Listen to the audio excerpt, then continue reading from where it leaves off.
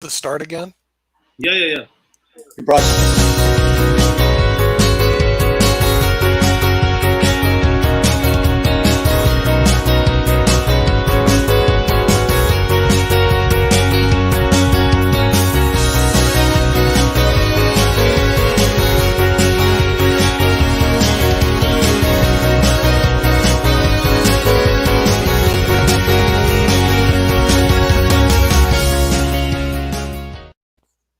Are we live now?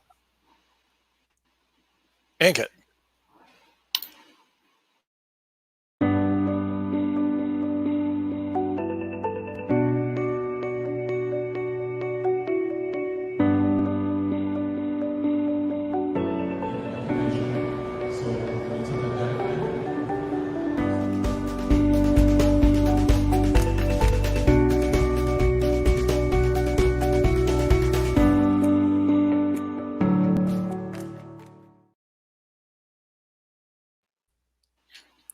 Hi friends, good evening, and this is your host Ankit Khanelwal joining you from Delhi, India, and we have our co-host Nick Palaveda joining us from Raleigh, North Carolina, and we have Jim Mate joining us from California. Good morning to the world, good morning to America, and welcome to IBM TV podcast this Thursday. And as usual, we have great podcasters lined up for the day, and also we are doing a special show on Gamers Den at 1 p.m. EST today, and I've invited a couple of gamers to discuss about the gaming industry and why gaming is still a big industry as compared to any other industry. But a lot of people don't know about it, and a lot of people play games in different age groups, and there are different kinds of games. So we'll be discussing about gamification at 1 p.m. Before that, we have a lot of interesting guests lined up. So let's start the show, Nick. You mean gamification? That's a kind of a new word. Did that originate from New Delhi? No, so in the gaming industry and the technology, we know what is gamification. It's more about how you can intensely add games to commercialization. And so suppose in your industry, how I can incorporate a game in your industry. And gaming is nothing but engagement. So if you want to do something to engage people, that is what gaming is all about. People play a lot of games just for fun, but I believe that we can do a lot of things with gaming, and we start rewarding them at some point of time. But Right. that is what, and you won't believe, we might be doing a 4 hour show, so we have a 4 hour air time every day. But people who are professional gamers, they play games for like 8 to 10 hours every day. They're like chess players then, right? I don't know about chess, but They do. They're Nick, it's not in our dictionary, but it's in his dictionary. in his dictionary. Well, the thing is, see, chess players are like kind of the originators of gaming, and then all of a sudden they moved to all these video games and stuff, and the video games became more popular. And then all of a sudden they became, they became really popular. And frankly, like what you just said, they've overtaken the movie industry in terms of gross revenue. So the gaming industry is absolutely huge. And my grandkids play all these crazy video games. And of course, the parents spend money on it. And they have all these different variations to suck money in from the parents. Some of it is, the video game's for free. But if you want to be really strong, if you want to win, you're going to have to pay extra money to grab the strength code. Oh, I gotta have the strength code, Daddy. Otherwise, all these kids are slaughtering me. Okay, here's the strength code. Here's a credit card so you can buy the strength code and all this other stuff. Honestly, I really don't understand it. I just know that it's big out there. That's all I know. It's a big industry.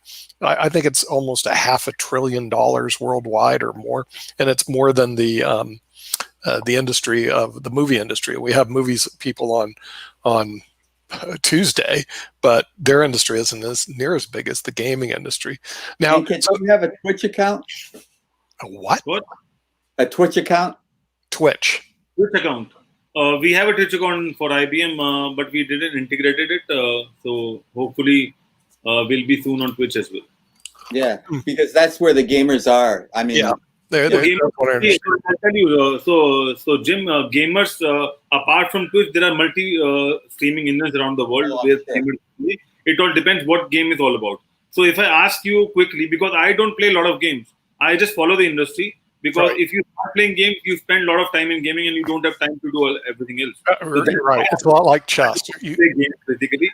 So intentionally I don't do it. But if I ask you what is game, so what do you think? What is game? You mean World of Warcraft or Minecraft or Grand Theft Auto? That, if I ask you a game, if you want to play a game, so on which platform would you like to play a game? Which platform? Oh, Oh, I always play on my computer. yeah, I would play on my computer, but I don't. Other than chess, I really don't play any of those games. I mean, Basically, games people play mobile games. That's a Right. separate industry.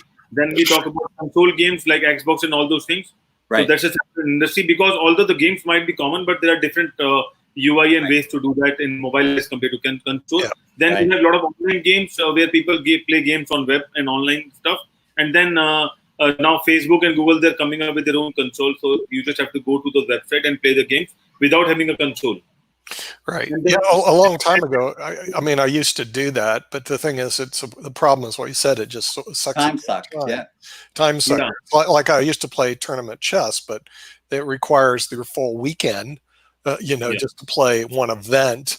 And if you don't win money, I always like to win money. And if you don't win money, then you just kind of wasted your weekend. If you What I did found is- win money, you get your entry fee back plus your Yeah. hotel room, and that's about it. So it's kind of like, what are we doing here?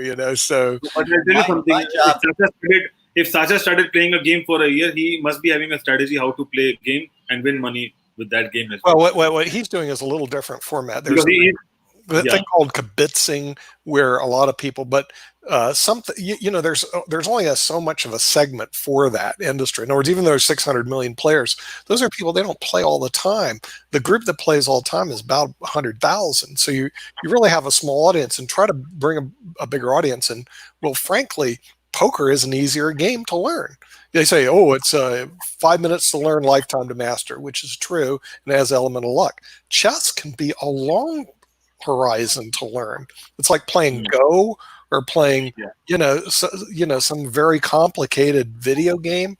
And so people just don't have the patience to sit and learn it. And so I don't know where it's going to go. I have no idea, because video games obviously have taken off, and some of those are also, they absorb a lot of time. I mean, it's just the way it is.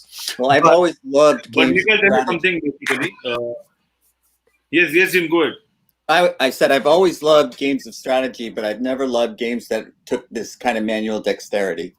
So Oh, right. Yeah, well, that's the other problem. We got older. I have tremors. I mean, I can't even when I play speed chess, I get down to the last minute or 30 seconds or so. The other guy's favored, even though I'd be up a lot of material, because I can't move as fast. I have tremors in my hand. It just really doesn't work for me. But I don't know, Jim, if you ever played, they had these games called Avalon Hill, had like Stalingrad, Afrika Korps. I used to play all those crazy games. Okay. Now what happened is Afrika Korps, Stalingrad, all these games that were historically based context games that took a long time to play. I started learning the cities and the names and the battles. yeah, So yeah. when I was in the 9th grade, they had this high-Q test, okay, where everybody goes to figure out, hey, can you answer all these historical questions? And of course I knew, oh yes, that was Operation Barbosa. Well, I knew that. And they're wondering, I made the team in the 9th grade, beating out all these seniors. They go, how do you do it? I said, well, I play all these war games, board games. And, So I and just learned Risk, the board who else knew where Kamchatka was? Yeah, Kamchatka, but yeah, Risk, right? I don't even know where Kamchatka is, but it was kind of interesting experience through gaming. I was actually able to make it onto the high-Q team, what do you call it, trivia team. And then when it comes to reading books, of course, my wife's an English major. She reads the books. I used to read Classics Illustrated. Okay. And sometimes I did it on purpose, because I would then know the name of the author, the key people that were involved, the plot, etc. And those would become trivia questions, and poof, all of a sudden you made it. Now, speaking of trivia, I have a friend, a guy named Ken Jennings, which Jim may have heard of, but they don't know back, who actually was a top trivia player. I'm going to try to get him on one of our shows, because I played on the trivia team with him 10 years ago or so, and start bringing up some sort of trivia show maybe someday. In other words, it's kind of in the works. But here's the reason why I don't mess with him right now. Alex Trebek, as you know, has cancer, and something may happen to him, and Ken Jennings may actually take over his show. So everything's kind of on hold right now. But if he doesn't get it, okay, because he doesn't need the money. He's made millions on trivia, like literally pocketed millions. It's that this would be another outlet for him. We'd put him on IBM TV. and have our own trivia show with Ken Jennings because I know he's addicted to it. You know, it's like a chess player. Hey, there's a chess tournament with top players. Are going to come? And he showed up. We were in Bellingham. He was in Seattle. That's all I did. I said, hey, Ken, trivia tournament. You know, I gotta go play. And all the people in Bellingham love this guy. They're going like, he's the top player in the world, literally in trivia, and you got him to come. How'd you do it? I said, trivia tournament. That's all it took. That's all it took. Now what he does, frankly, he's too good. So what he does right now, he just monitors the game. He's the announcer, host, and stuff like that. But we had him on our team. He's too good of a ringer. I mean, he can smoke all these some really good teams. Oh, sure. You know, there must be some really good teams. Up in the Seattle area, there's some really good teams. But Ken Jennings is like, you know, a grandmaster when it comes to trivia. He just knows all these weird, esoteric. I mean, how do you know this stuff? Yeah, I mean, when I was on the team, we had 24 questions. I got only one that he didn't get. In other words, that I actually made a contribution, and it was the score of Casey at the bat. And the only reason I did, he said, cover sports because I'm not really good at it. And I went and studied all these sports trivia questions. It just so happened to come up, so I got that one, and that was it. Every other question, I can't give this guy any. I can't. Why play on the guy's team? He knows everything you know, and he knows stuff you don't know. So being a teammate is like a waste of time. It's like, oh, I'm going to team up with Magnus Carlsen on chess. Oh, great. Yeah. Magnus knows everything you know and knows things you don't know. So your contribution is... I think you should play D4. Yeah, I think you should play D4. Why do you even bother? You know, some of these people, they just know too much. Rakesh, you've joined us from the great country of Hong Kong, or city-state, or I guess they don't know where they're at right now. Not sure where it is. Now, I heard a stat that Japan is reopening. They only have 850 cases of people that died, and they have a population of like close to 200 million people. Compared to us, we have 300 million. We have a little more, but we had 134,000 deaths. Okay. You know, 136,000. 136,000. And people even today are on television, the internet. I don't want to wear a mask. If I just get it, I get it. Okay. Now, here's what I would think they should say. No problem. I'd like you to sign a form. No liability to the person who give it to you. And you'll refuse being admitted to a hospital. In other words, die in your bloody bed because you're taking the bed of somebody who's sick, who did care, perhaps. I like that idea. Oh, yeah, absolutely. In other words, or if the hospitals are full, you're the last guy to show up to an ICU bed, even if you have a medical insurance. In other words, throw their bloody butts out of the hospital onto the streets. Let them go bloody die in the streets. Yeah, let them pursue their happiness in their own bed. Yeah. You know, the thing is, see, the real problem is there's no retribution for people who want to be jerks. In other words, hey, you know, if I sneeze on you and you get COVID-19, no problem to me. And if I get it, I'll go cry and go to the hospital. Baloney. You know, throw their bloody butts out in the street, let them rot in the streets, and then we'll film them. And, you know, we'll say, hey, this guy didn't want to wear a mask, and this is what happens to him. If there was retribution for being a jerk, I wouldn't have made it this far. That's true, Jim. Some of us would have problems. I do understand that, but still, signing a waiver form, you know, and a release that they don't want to be admitted to a hospital. They're assuming the risk themselves. If hospital beds are full, they will quietly go back home and sit in their own bloody bed. Now, some of them may sign the form because some of them, they do have an argument, though. Their immunity systems are so strong. These are usually younger people. They may have no pre-existing condition. And so they're going like, this is a bother for me. Okay. But, see, here's the problem. They associate with Ma, who doesn't have that same wonderfulness. And so they infect me and they kill me. Now, and I got a real problem with that.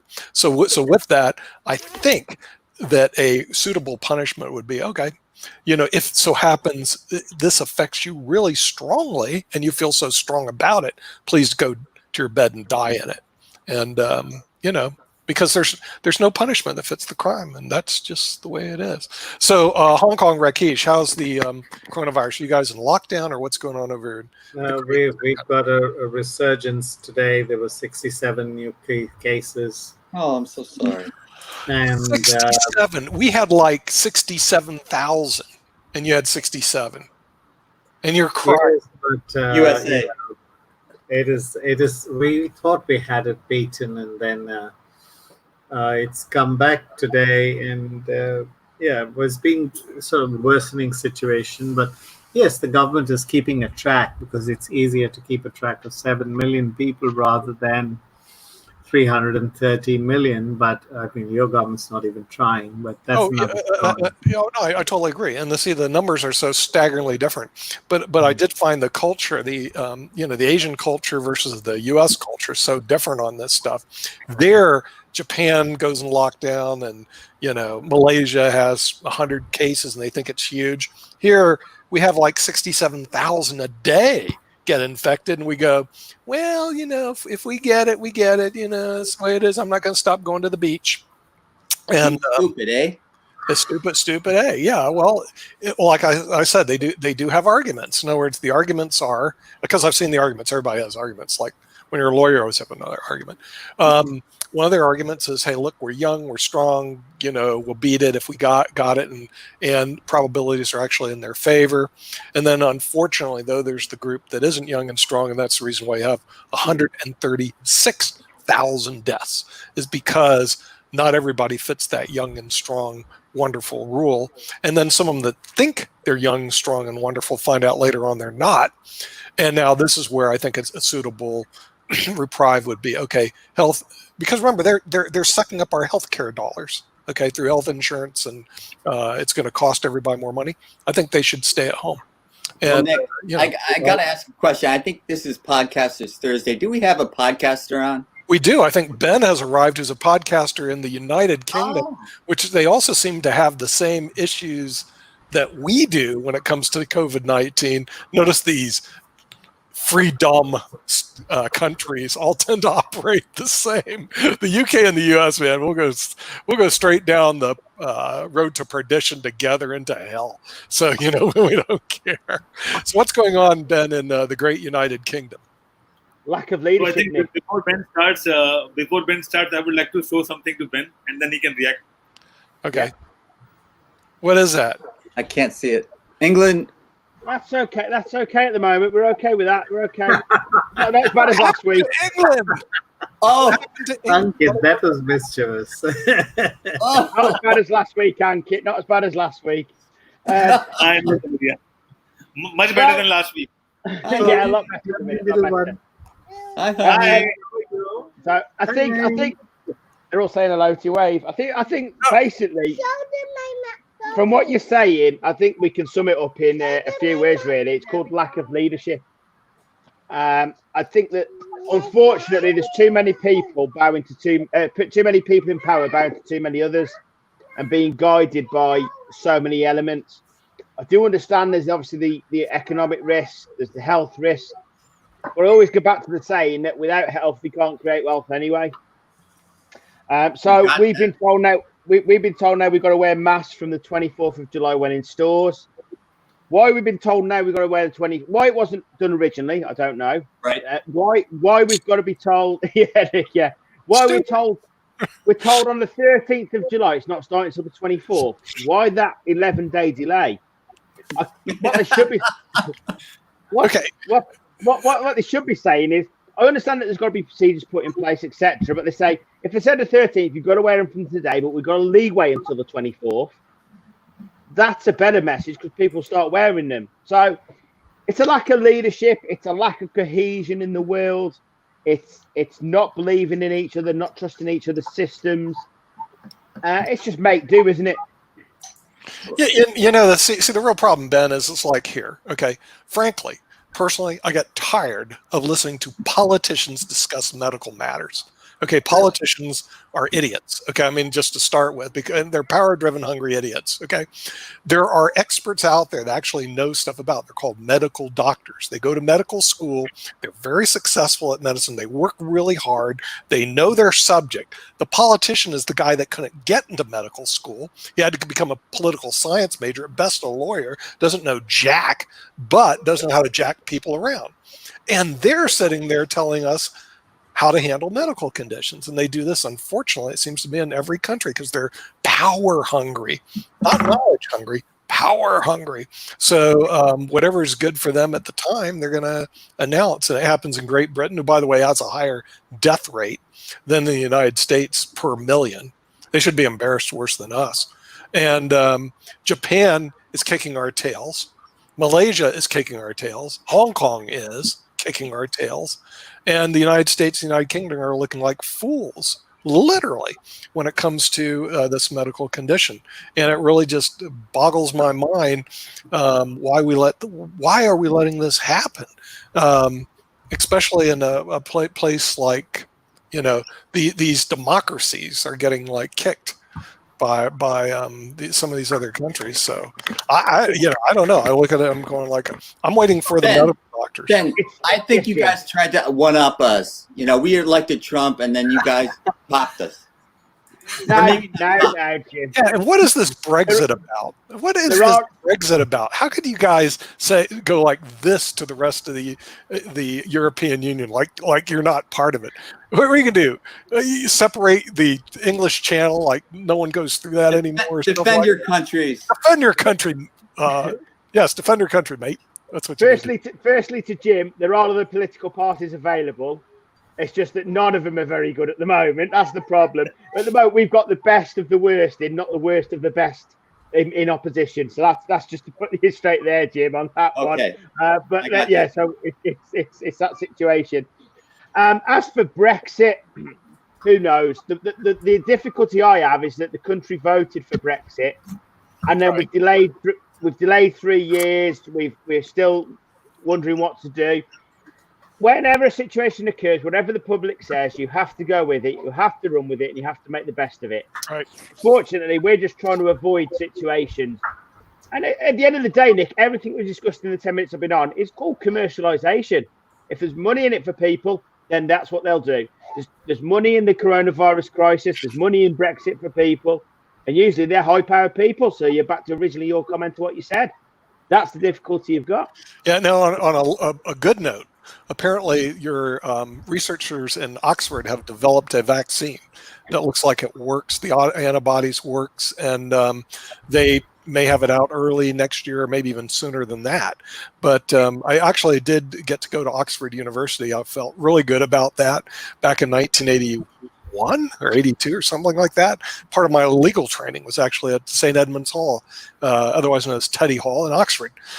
And the thing is, they have some really good scholars, really good researchers, which is the only saving grace of our wonderful democracy, because the thing is, our decision making is bad, and we're only saved by our smart people, it seems like, But it looks like the people at the research in Oxford have come out with a vaccine now. Also, Madera Group here in the United States has. So are we going to see competition among the vaccine makers? Do you see that happening, Ben? But Nick, what you're telling me is people doing the research and development and the scientists are developing solutions. That's astounding, isn't it? I mean, it's astounding that these solutions aren't being made in parliaments and the White House, etc., isn't it? It's like you said earlier. It's the right way to go. It's the right way to go. And you're right. The scientists are amazing people developing vaccines. Right. No, they're really smart people over there and really smart people over here, but they get no love and attention. Instead, you get to listen to a politician who makes mistakes all the time. And the guys that are the MD, PhDs who are really good, know this stuff, they give them no shot at all. And frankly, a lot of them I've talked to, they say they don't want to go on the air because the politicians. Exactly. Now, of course, we've got to spread that love. We've got to get that love of the vaccine around the world as quickly as possible. Right. Because if we do it in America and Great Britain, and we have this vaccine, there's still going to be people coming into our countries that aren't vaccinated against it. So what's the point? It's got to be a joint that will build a wall and keep them out. Yeah, you can build a wall. But actually, AstraZeneca signed a contract with the developers in Oxford. So now it's called AZ1222 or something like that. So they want to market the vaccine under their name, and the Madera Group also has the vaccine marketed under their name, which may be the reason the stock markets are artificially high.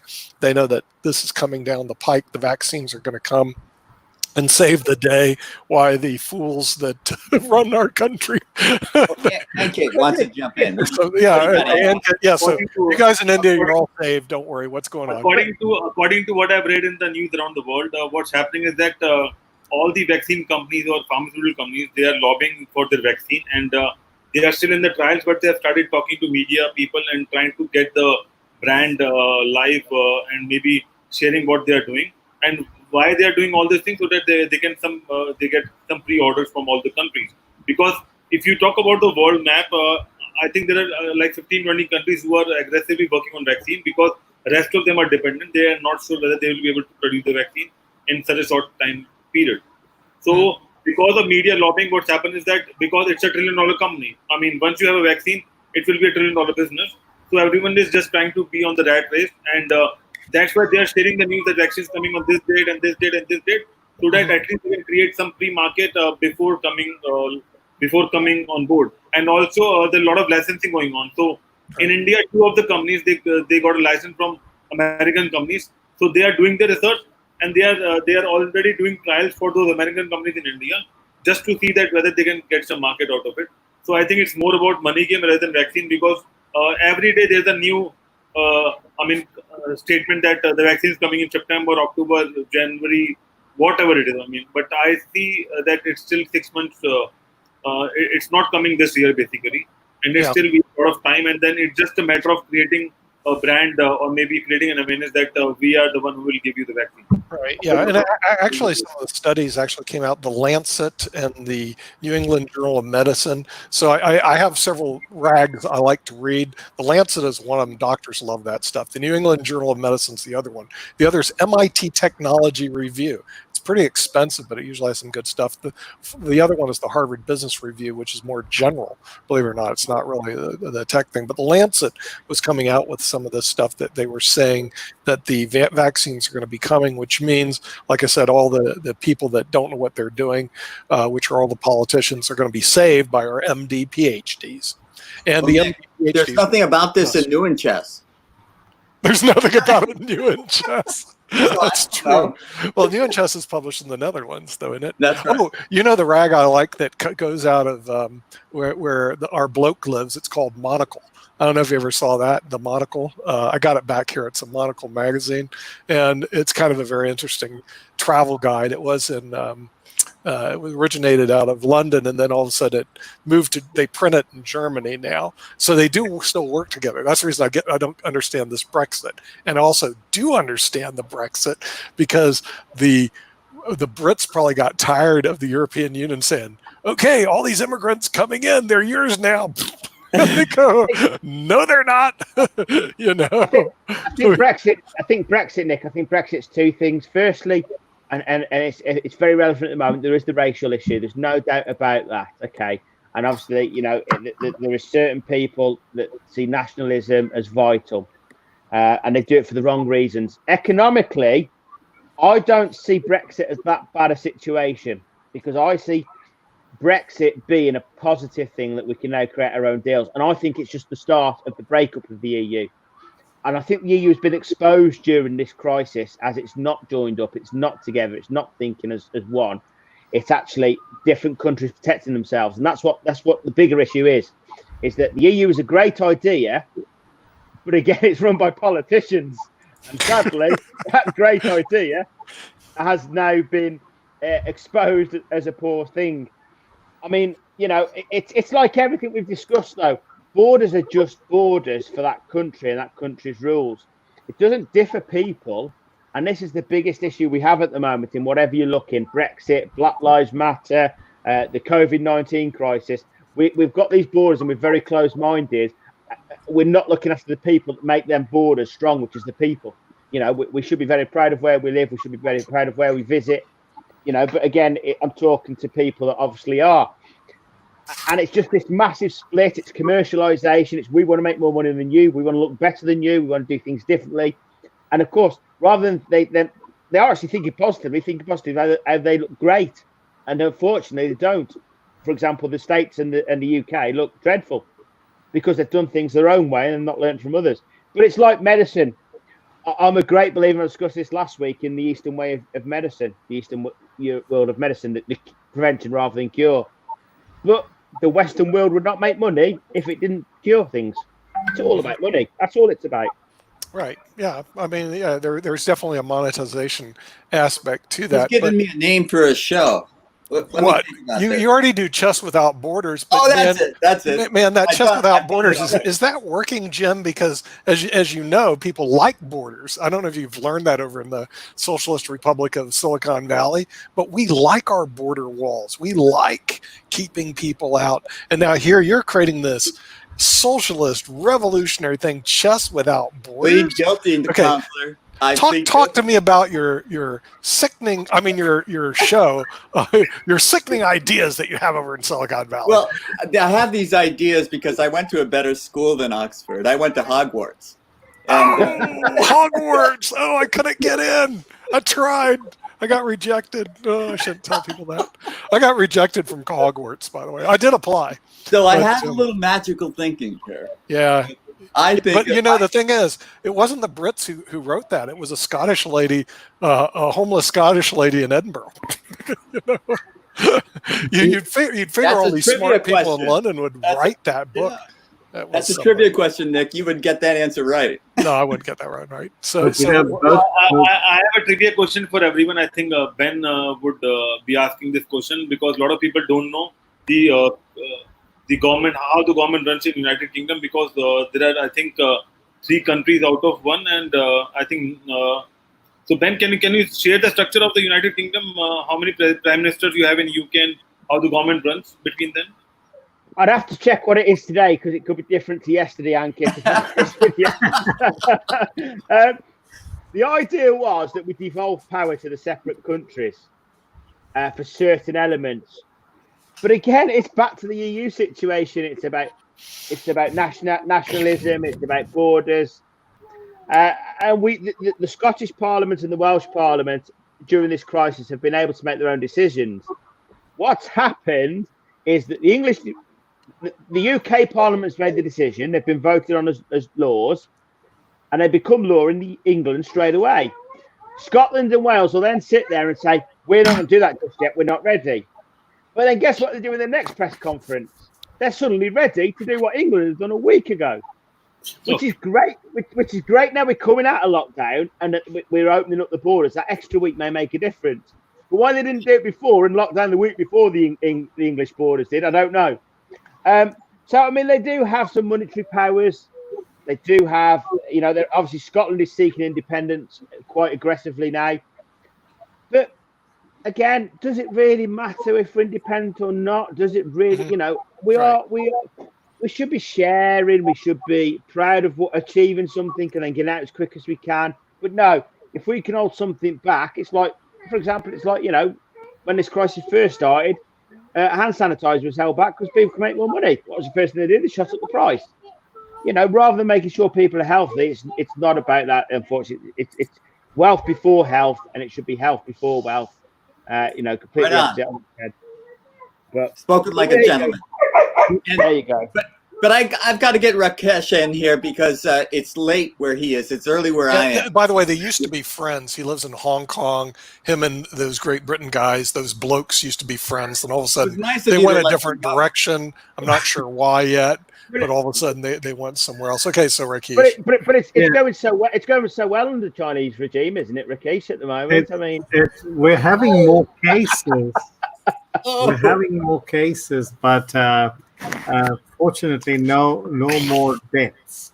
But do you know that the north of Britain is actually tectonically from the United States?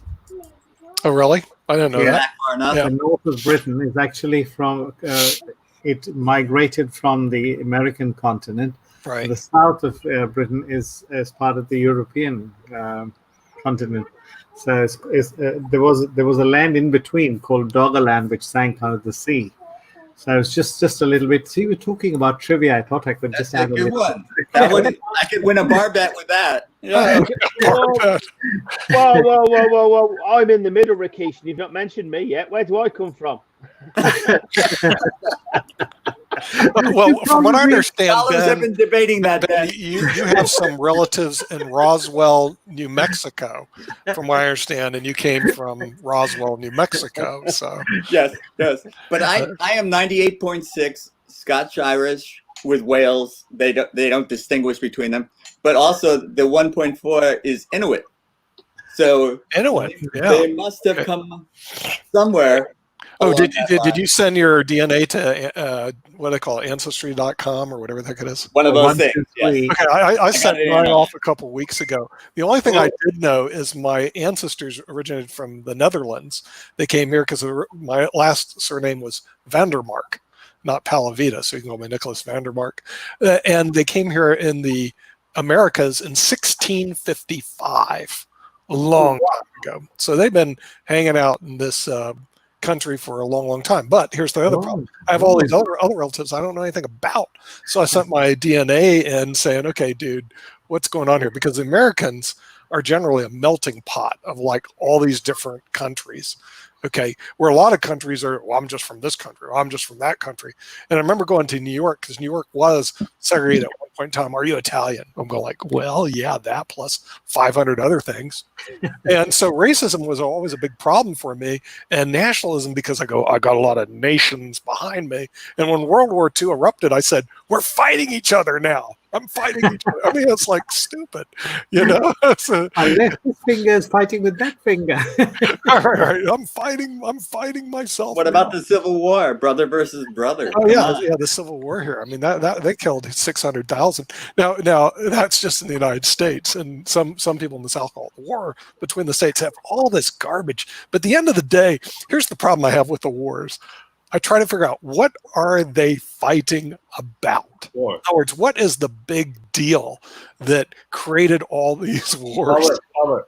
It's power and money. Those are the only two things I can think of because I'm like, okay, you slaughtered a lot of people. Okay, we're good at that. We already know that. But what's the point? What's the point? And I think what Ankit said, it was power and money. Now the Brits, from what I understand, because when you read history, you have to read it through the glass lens, so you're not sure what you're reading. From what I understand, the Brits did not want to attack India, so what they did is they funded this East Indian Tea Company or something like that. They funded a bloody tea company to go out and create all those wars so they could control India. I thought. That's the So stupidest thing I I've have a ever heard question. of. I mean, I'm not sure whether everyone asked this question, but as a United Kingdom citizen, have you regret? I mean, whatever your ancestors have done to all those countries in the past? Yeah. Ben, it's all your fault. Ben, it's buddy. your fault. It's all your fault, buddy. All your Yeah, fault. yeah, Us Americans. How can you get out of Well, bed look in at the what you did to America. Look at what you did to India. Look at what you did to Hong Kong. Don't you feel guilty, Ben? Explain because all the guilt. I have please. a lot of good and a lot of bad answers as well, so we can balance it out. But I would like to know what Ben have to say about it. He's got a lovely greyhound. I love it. My tea's ready. No, I've got to go. No, I'm joking. No. You're right. What you say, it is power, it is money, but I also think it's people being scared of understanding what other people do really well and then incorporating it. We don't learn from each other. I love culture. I could sit here for hours talking to Ankit about India. I speak to him about Indian cricket, and I love the way that their system works. Rakesh with Hong Kong. Obviously, Rakesh, we don't have these kind of conversations, but I could talk to you for hours about Hong Kong because it's education, it's understanding. Now, I could tell Rakesh a little golden nugget, and he could tell me a little golden nugget from Hong Kong. And if we incorporated it as countries, I'm thinking countries here. If we incorporated each other's golden nuggets, God, would we live in a better world? God, would we understand each other a lot better? But no, Yeah. we have to try and get one over each other. We have to be better. So Donald Trump has to be better. Has to be better. He's gone to the North Korean side because he wants to be better than Barack Obama. Yeah, he's gone. He's gone to do things over COVID-19 because he wants to be better than Boris Johnson. It's so upside down. Ankit, I've spoke to you before about the cricket when they all go on the scooters. Yeah. And you can get, parking's not a problem. Maybe getting there's a problem because I'm sure they're all buzzing around the roads. But parking isn't a problem there. The one thing in Britain that we have gone and is we have gone so far down the parking route. It's such a monopoly, it's such a commercialized situation now. We couldn't do that. Now, does Ankit's thing work? And I've seen some of the there weren't drones at the time, but the pictures of all the scooters, it's amazing. And everybody's parked up and in the ground. Yeah. Just stuff like that. It's just, why can't we learn from each other, take the best bits and incorporate them into our lifestyles as countries? Isn't Ben great? Isn't Ben great? Here's what happened. Ben, you're absolutely great. So here's what happened is Jim and our group was trying to drop the biggest guilt trip on the world on your head. And he turns it around. He shouldn't be a politician. He turns around and says, hey, look, great, we all work together. He's great. I can't be a politician. I actually did answer the question. But I've got to ask you if you've ever built yourself up by tearing someone else down, and that's how you. I haven't, and I don't know why our countries are doing it, because it doesn't work. You advise people, Jim. You help people where you think they're going wrong, and you say, if you did it like this, would it improve? But I mean, I've had a situation recently where a networking group for my business has brought out rules, and they all say, don't do this, don't do that. Not if you did this, this would benefit you in this way. Right. And I just don't get it. I can't attach myself to that. I can't understand it because I don't want to be told I know where I'm going wrong. Most people can know when they're going wrong. You can tell you're going down the wrong path, especially in business if you're a business advisor. But if you want to be told what to do right and how to do things better. But okay, Jim, I'm going to respond to that, Jim. Okay, even though we all say that we want to hear positive things about politicians, the positive things, what they do. They actually did studies on this. You can read at ssrn.com. People react voting-wise to the negative information. So what happens is the dirt that makes the decisions, even though people hate it. And they did huge studies on it. So here's what you're going to see in the United States of America coming up in this election. Negative, dirt is going, and mud. Campaigning. Watch the dirt and the mud come out big time. And okay, it will. And it will. Because it works. Yes. In other words, the sad part is the dirt and mud wins the election, even though the people go, oh, I wish they wouldn't throw the mud. Now, what was that bad thing I heard that Biden was really a pedophile or something like that? In other words, that's the realities of it. We are just incredibly stupid that we will fall for it every time. It's like my bloody dog. Okay, if I want my dog to do something, and you have a dog, so you understand, I give him a little, here's a little carrot, here's a little treat, and the dog will do something. But now, and people are the same way. I the trivia guys. I'm sure they will. I think what happens is that, I'm not sure about what happening in the other communities, but with Indian community, a lot of star campaigners from India go to United Kingdom, US to basically be a part of that election rally, because they can influence those communities so that they can go to a particular candidate. And that happens in United Kingdom. A lot of times, they got a lot of our Bollywood actors and a lot of influencers. They go to UK because a lot of Indians also participate in the election, and they just try to influence people. So it's more about community, and it's more about the power game. It's more about how we can connect and how we can raise our voice in that particular country. Oh yeah, there's no question. You're right. That actually moves the progress forward. Is exactly what you're saying. Is the good stuff, the connections, the communications, the synergy that you can get. That is absolutely true. But now when it comes to politics and changing people's mind and their thinking, they drive to that lowest denominator, which is the dirt. And so the thing is, they actually buy the dirt. It's just like on television and media. People like the bleed, the lead, the sensationalism. I mean, it always starts off at CBS. Breaking news, coronavirus hits an all-time high. Or breaking news, 500 it doesn't people. Lead unless it bleeds. Yeah, right. Right. I'll give you one more fact. So I was checking the other day about the digital market, that what campaign we can buy. So what happens is that we can buy a lot of campaigns to create traffic on online media. And most of the campaigns are right now coming from United States of America because it's election time. So you can buy those campaigns and run those campaigns on a platform. Right. And they will pay you the money. And you know who is sponsoring it? I don't have to say the name. So that's what happening. It started because the campaigns are running on digital media now. It's not that you have to go to a rally and do the campaign. Sure. It's more about a lot of digital media, and that is what happening. You know what happened the day before yesterday, or I think yesterday, Twitter was in a very bad shape because 4 important accounts were hacked in Twitter, and then they took around 5 to 7 hours to retrieve that account, and one of them was Joe Biden. I know they hacked his site. So you never know what's happening basically. And Right. if you tweet something from Joe Biden's account right now, that is something which is a part of election because it's election time. So you can't avoid, and that's why the top tech companies they are more influential than anyone else in the world because they have 4 years, 10 years, 5 years to bid anyone. I mean, if they want to elect Joe Biden or Trump, they can do that. I mean, they know how to. Here's my prediction, Kid. Because remember, I predicted that this coronavirus thing's going to be big. We're going to be talking about it for quite some time, and we're going to go over 100,000 deaths. All that took place. Then we'll find treatments which are better. Then we're going to find a vaccine. All that's going to happen. Here's my next prediction. Right after Labor Day, the U.S. election is just going to dominate the news because even people in Britain like to follow this trash that goes over here because we follow their elections. Okay, well, they bet on it. Yeah, they probably bet on it and all that other stuff. So, but watch what's going to happen. This election's and it's going to be the dirtiest, filthiest election you've ever seen. Okay, I mean it will be the worst of the worst. We're going to drive. This is my prediction. We're going to drive the political elections to new lows you've never seen before. Okay, the thing is, I don't care what country you're from.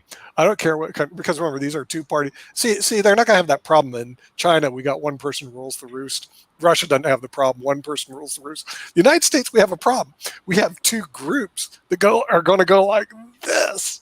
Well, I don't know what country you live in, but I live in the divided states of the United. Oh, it's gonna be the worst. But Nick, I tell you what the news in India that I mean, all believe according to the media, newspaper, and the sources that Trump is having an edge over Joe Biden at this point of time because of a lot of reasons. I mean, you never know. It might be something else in US because you are the people who will be doing the voting. But on the other Trump just fired his campaign. Get in here. And because we need a little science. We need some sanity. Why do we have elections? Because the Electoral College is going to do exactly opposite of what the people want. Well, technically, you're reading too much. By the way, that case is what you're saying is going before the Supreme Court of the United States. I don't know if you know that. But, I've been tracking that. Okay, you've been tracking that, right? Okay, and I'm admitted to practice before the U.S. Supreme Court, and I've actually had a case before the U.S. Supreme Court, so I kind of like know the game on that stuff. But and here's the problem: it's a technical problem that centuries ago the Electoral College basically is free to elect whoever they want. So they don't have to listen to voters. And even our last election, they didn't, but it's so small, it didn't make a difference. The states put in pecuniary criminal violations if you don't vote that way. The question is whether or not that's constitutional. And that's going before the Supreme Court.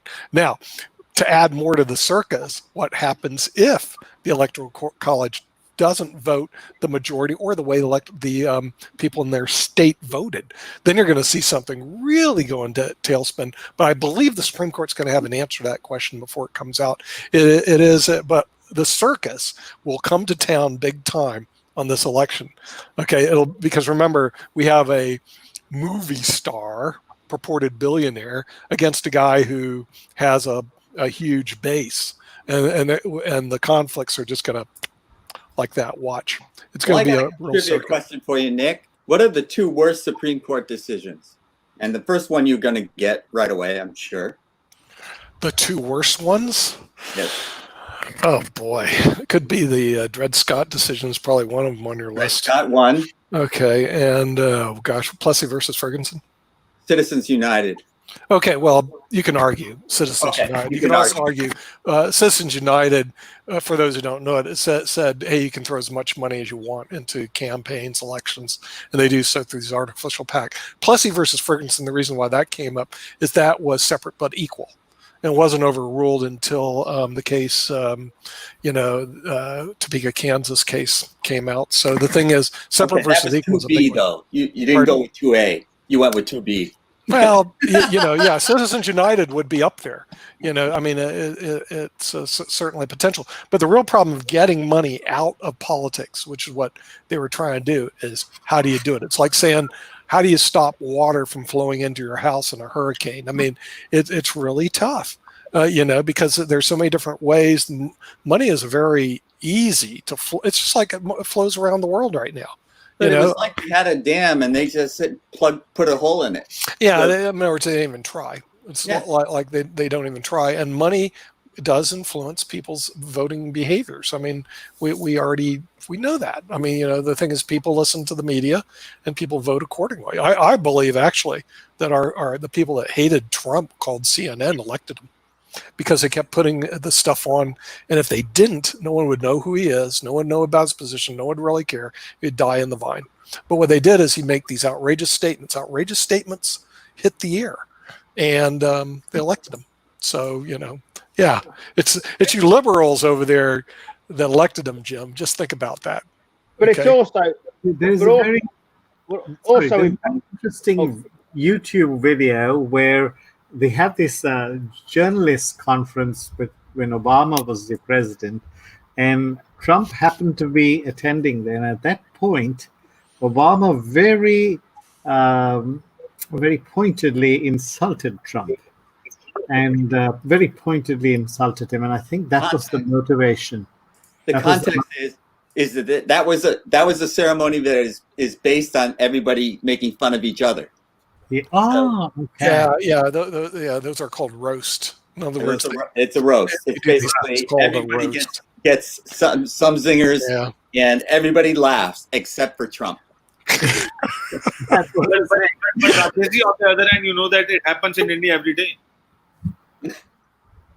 Oh, it happened. They roast people in India every day. Well, you're the world's largest In India every day, democracy. I mean, people are laughing on medias and doing mimics and all those things, and also controversial. Well, and, we need to bring somebody who's a Trumpster into the fray. So let's bring in Jeff because he really is, one of these big Republican donors, from what I understand, right, Jeff? It really is, one of these.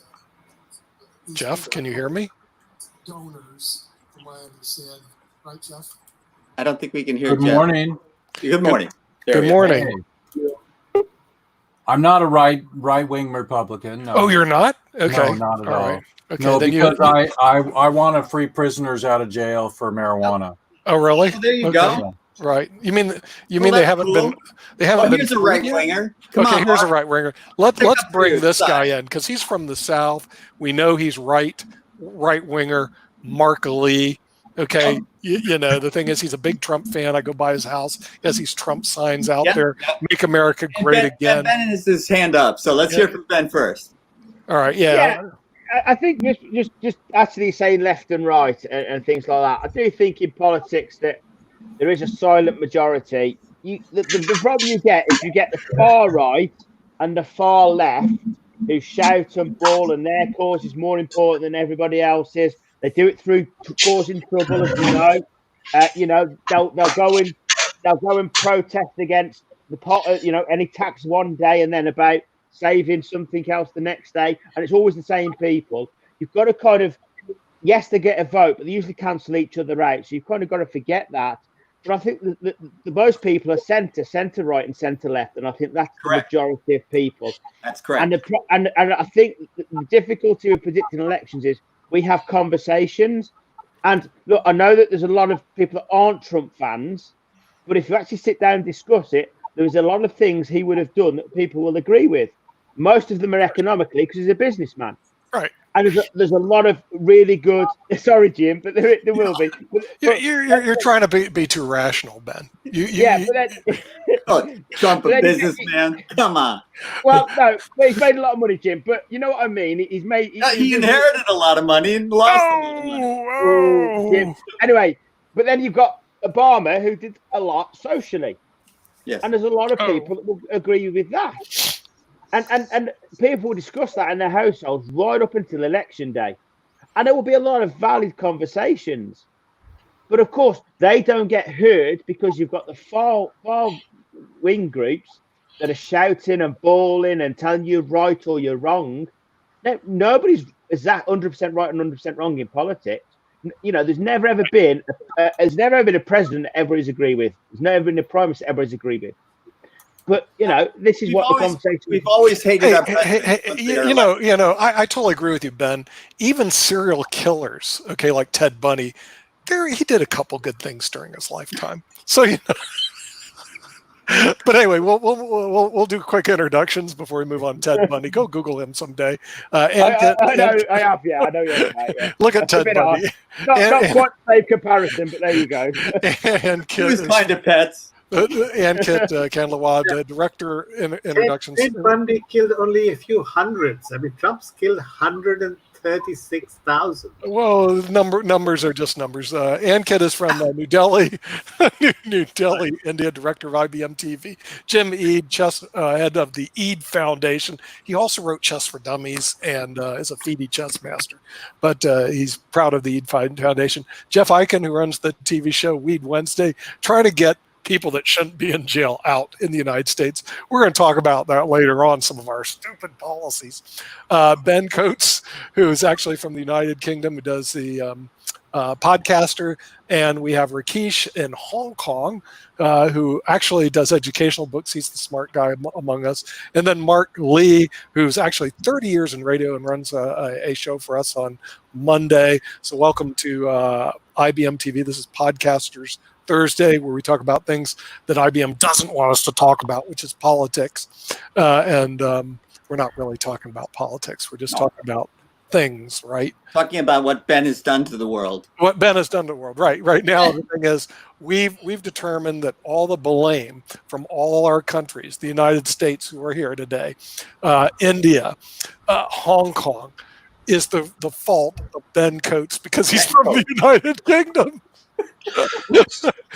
So basically, what you're saying, Ben Coates is the Ted Bundy of IBM TV? I'm afraid so. I'm afraid. Mark, I thought I could rely on you. Yeah, but remember, Ben, that Bundy did some good things. Mhm. That's right. He did. Jeff, can you get a T-shirt for me, please, Jeff? Well, William Randolph Hearst said no news is bad news. Jeff, There you go. Jeff, a quick interruption. I think you have put up a green screen. That's why we can't see you clearly. Oh, he's got It a looks green like you have screen. a I thought he did that on purpose because I he's a did green too. green type of guy. So I just thought change that the was green screen and meant to make be. it to none, basically. There There you you go. You did whatever you did it right. Is that better? Yeah. Wonderful. Yeah, a lot better. It's better, but it looks like you are a 19. Yeah, that's even better. Keep going. That's psychedelic. Whoa! Whoa. Eventually you get there. You know. Man, I must have smoked something. I don't know what happened there. Well, that's a California. It's wake and bake. All right. It's early here. It's 7 o'clock in the morning. 7 o'clock. You must be on like Pacific time or something like that. I am. I'm near Seattle. I'm 2 hours north of Seattle. Where are you two? Almost 8. though. Wait. I used to live north of Seattle. Where do you live up north in Seattle? I'm in the Olympic Peninsula. Okay, the Olympic Peninsula near Forks. Yeah, I'm Anacortes? an hour and a half from Forks. I'm in Port Townsend. Oh, Port Townsend. Yeah, I used to live in Bellingham. Oh, there you go. Okay, so I know the area pretty well. The ham is great. The ham is great. Yeah, the ham is great. It's a great city to live in. I totally recommend it. I used to live in Seattle and said, forget this. Seattle is too crowded, too expensive. Bellingham is great. You know, Nick, San wait Francisco, a minute. like Nick, that. he said the ham is great. I thought ham. North Carolina ham was the That's what only the ham that Nick- the existed. only ham. Oh, they're I'm Jewish. I don't eat ham. Well, tell us a little bit about your show and what you're trying to accomplish, because I didn't think they had those crazy rules. I thought they got rid of them, but tell us what you're doing on your show. We promote jury nullification, and that's the fact that that any jury can get you off before you go in. And there's the 3-strike rule, which is we don't think that there's a drug war going on. We think it's a war on people. And the war on people are for people like Michael Thompson, who I went to visit and in Muskegon and Michigan, and he's been in jail for 25 years for 3 pounds of marijuana. Is that still going on today? I thought they eliminated all that stuff. Yesterday's show, we had a gentleman on. Him and his wife are being sentenced for 50 years right now for 2 grams of tincture that they gave a 20-year-old, and he got pulled over on the way home, and he didn't squeal. He just said, "I got him from this guy," and they owe $37,000, and he could get 5 to 12 years in prison right now. Oh, so it has actually happened. What? No, it's very much still happening. I'm wondering if my gentleman with talk to me Weeds about this. Wednesdays had actually heard about the case in North Carolina, which was one of the latest cases of Black Lives Matter, which was the gentleman who was pulled over, arrested for carrying some weed, and then was killed while in custody. So they're actually trying his folks that are were the ones that killed him, because that came down last week that they're actually going to prosecute those folks.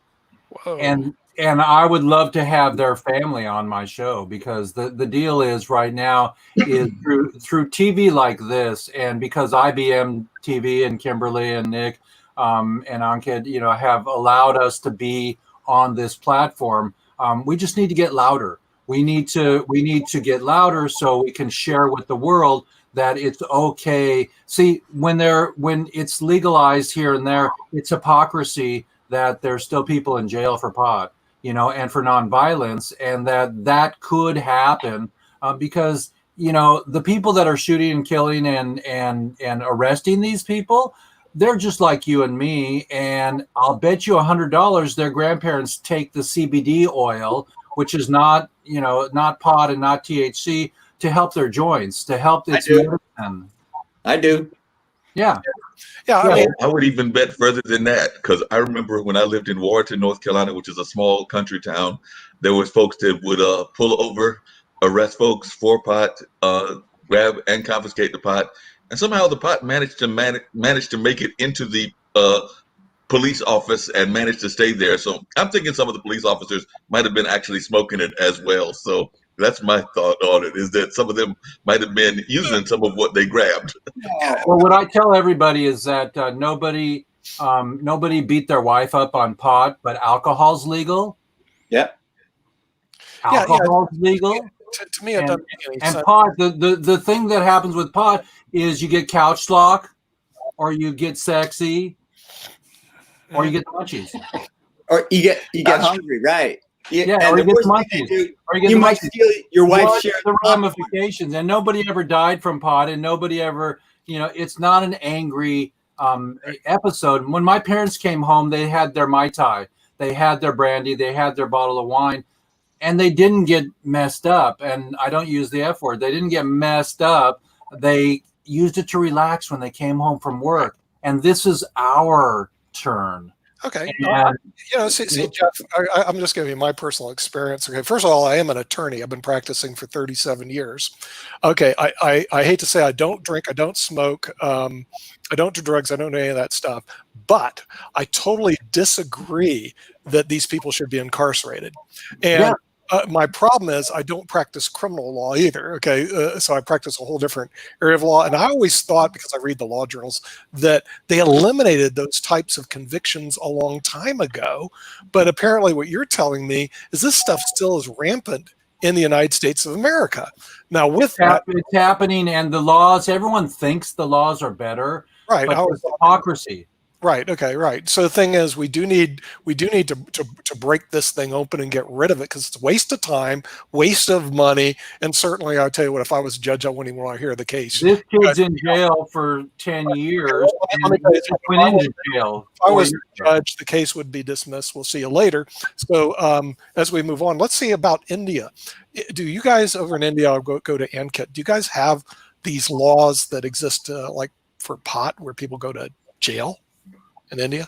I don't think so. I mean, we have such kind of laws, but what happens is that there are a lot of powerful people. So if you start, arguing with them, or if you have some kind of hate-based relation with them, so they might charge you for something else which you haven't done it. I mean, so a crime which you haven't done it, so they put you behind the bar because of the power. That's really? not a particular thing, basically. Wow. So you got to be real careful over in the world's greatest democracy. Let's go to the person who started it all the problems in the world in the United Kingdom. Ben, we know it's all your fault. Yeah. So do you guys have these laws where you throw people in jail? Okay. So if somebody's smoking weed, cops pull them over. Oh, you're in jail for life or 3 years or some crazy stuff like that. Does that go on in the United Kingdom? I think it's never the problem is not the pot, it's not the beer, it's what you're doing when you take it. And I think it's It's a bit of self-awareness. So if a lot of people go out and do things when they're drunk, as Jeff said, or when they've been on pot, it's that gets associated with the drug or with the drink. It's never the drink or the drug that's the problem. I enjoy a pint. I like a pint, but I don't go out smashing places up. I know a lot of people that smoke pot and then they don't go out and cause trouble. Don't think the problem, and I think Jeff's totally right. As for the UK laws, again, it could be different today to what it was yesterday in the UK with it, because it depends. It all depends on who sees you, who arrests you, what their opinion, what their personal opinion is on pot, what their personal opinion is on you walking staggering up the street if you've had a drink. So again, Jeff, the issue isn't pot. It's not the drink. It's people and what they do when they're taking it. And that is the biggest issue that you've got. Okay. So we'll move to a more stable country since we don't know what's going on in Great Britain. Let's go to Nigeria, bro. Nigeria. Do you guys arrest people for pot and stick them in jail for years? Well, yes. In Nigeria, it's not. It's a criminal act if you're caught with pot, and I think 3 to 5 years jail term. Oh, depends. Oh, Yeah. Jeff, a place you shouldn't go, buddy. You go to Nigeria, they're going to stick your rear end gear, and you're going to be in a Nigerian jail for In the next. Japan, you can't talk about it. You can't even say pot. You can't. Oh, they Hey, I can't demonized go to it. Japan. Hey, Roger, Nick, I got to tease Ben again because Okay. I'm just giving Ben a hard time today because it's a thing to do today. But hey, Ben, y'all might not have even discovered pot and some of the other drugs if a certain country hadn't come to America. And I believe it was some of I've got African American ancestry, but I've also got a little bit of Native as well. And I believe some of my ancestors on the Native side might have shared some of that peyote and some of the other things with your ancestors, and then that created all kinds of problems. Yeah, well, Mark, all I'll say is we've got brewers in the UK. We haven't got many growers, I'm afraid. So where it's come from, I don't know. But Immigrants. Yeah, immigrants. Bloody There we immigrants go. again, Jim. Bloody immigrants again, Jim. Yeah. That's why we've gone for Brexit. But yeah. Well, it's one thing I can say about pot But in Nigeria, it's about Go ahead, Michael. being illegal. We still have a lot of people that still take it, but the kind of it's not public. You understand? You can't smoke pot publicly, but it's one thing I did before. This is my 10th year of not smoking pot. I just wanted to talk about what Jeff said about that it doesn't make people violent. In Nigeria, it makes people violent. We have this idea, especially the Nigerians. They have this idea that when you take pot, it makes you violent. You understand? I know it makes you horny and sexy. It makes you hungry. It makes you think outside the box. Gives you I'm looking for a word. Sorry.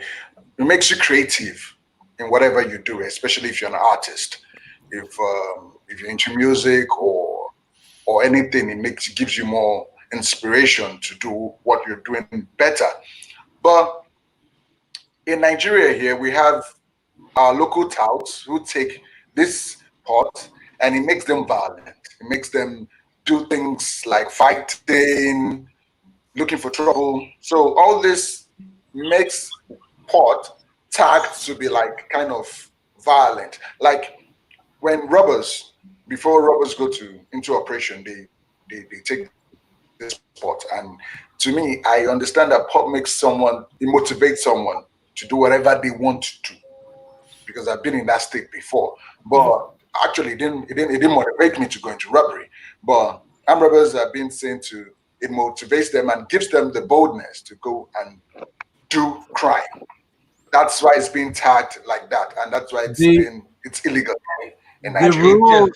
Jeff, before you answer the question, I just had one other quick thing that I was going to add to that, because I know that a lot of times people are also of the opinion, I am not one of them, but some people are of the opinion that it's the gateway drug, that it might not lead to violence itself, but that it leads to LSD and other things of that nature. So that might be a little bit harsher and a lot more violent inducing. So what do you say to folks like that, along the points of my Nigerian brother, but also along the point of it being possibly a gateway drug?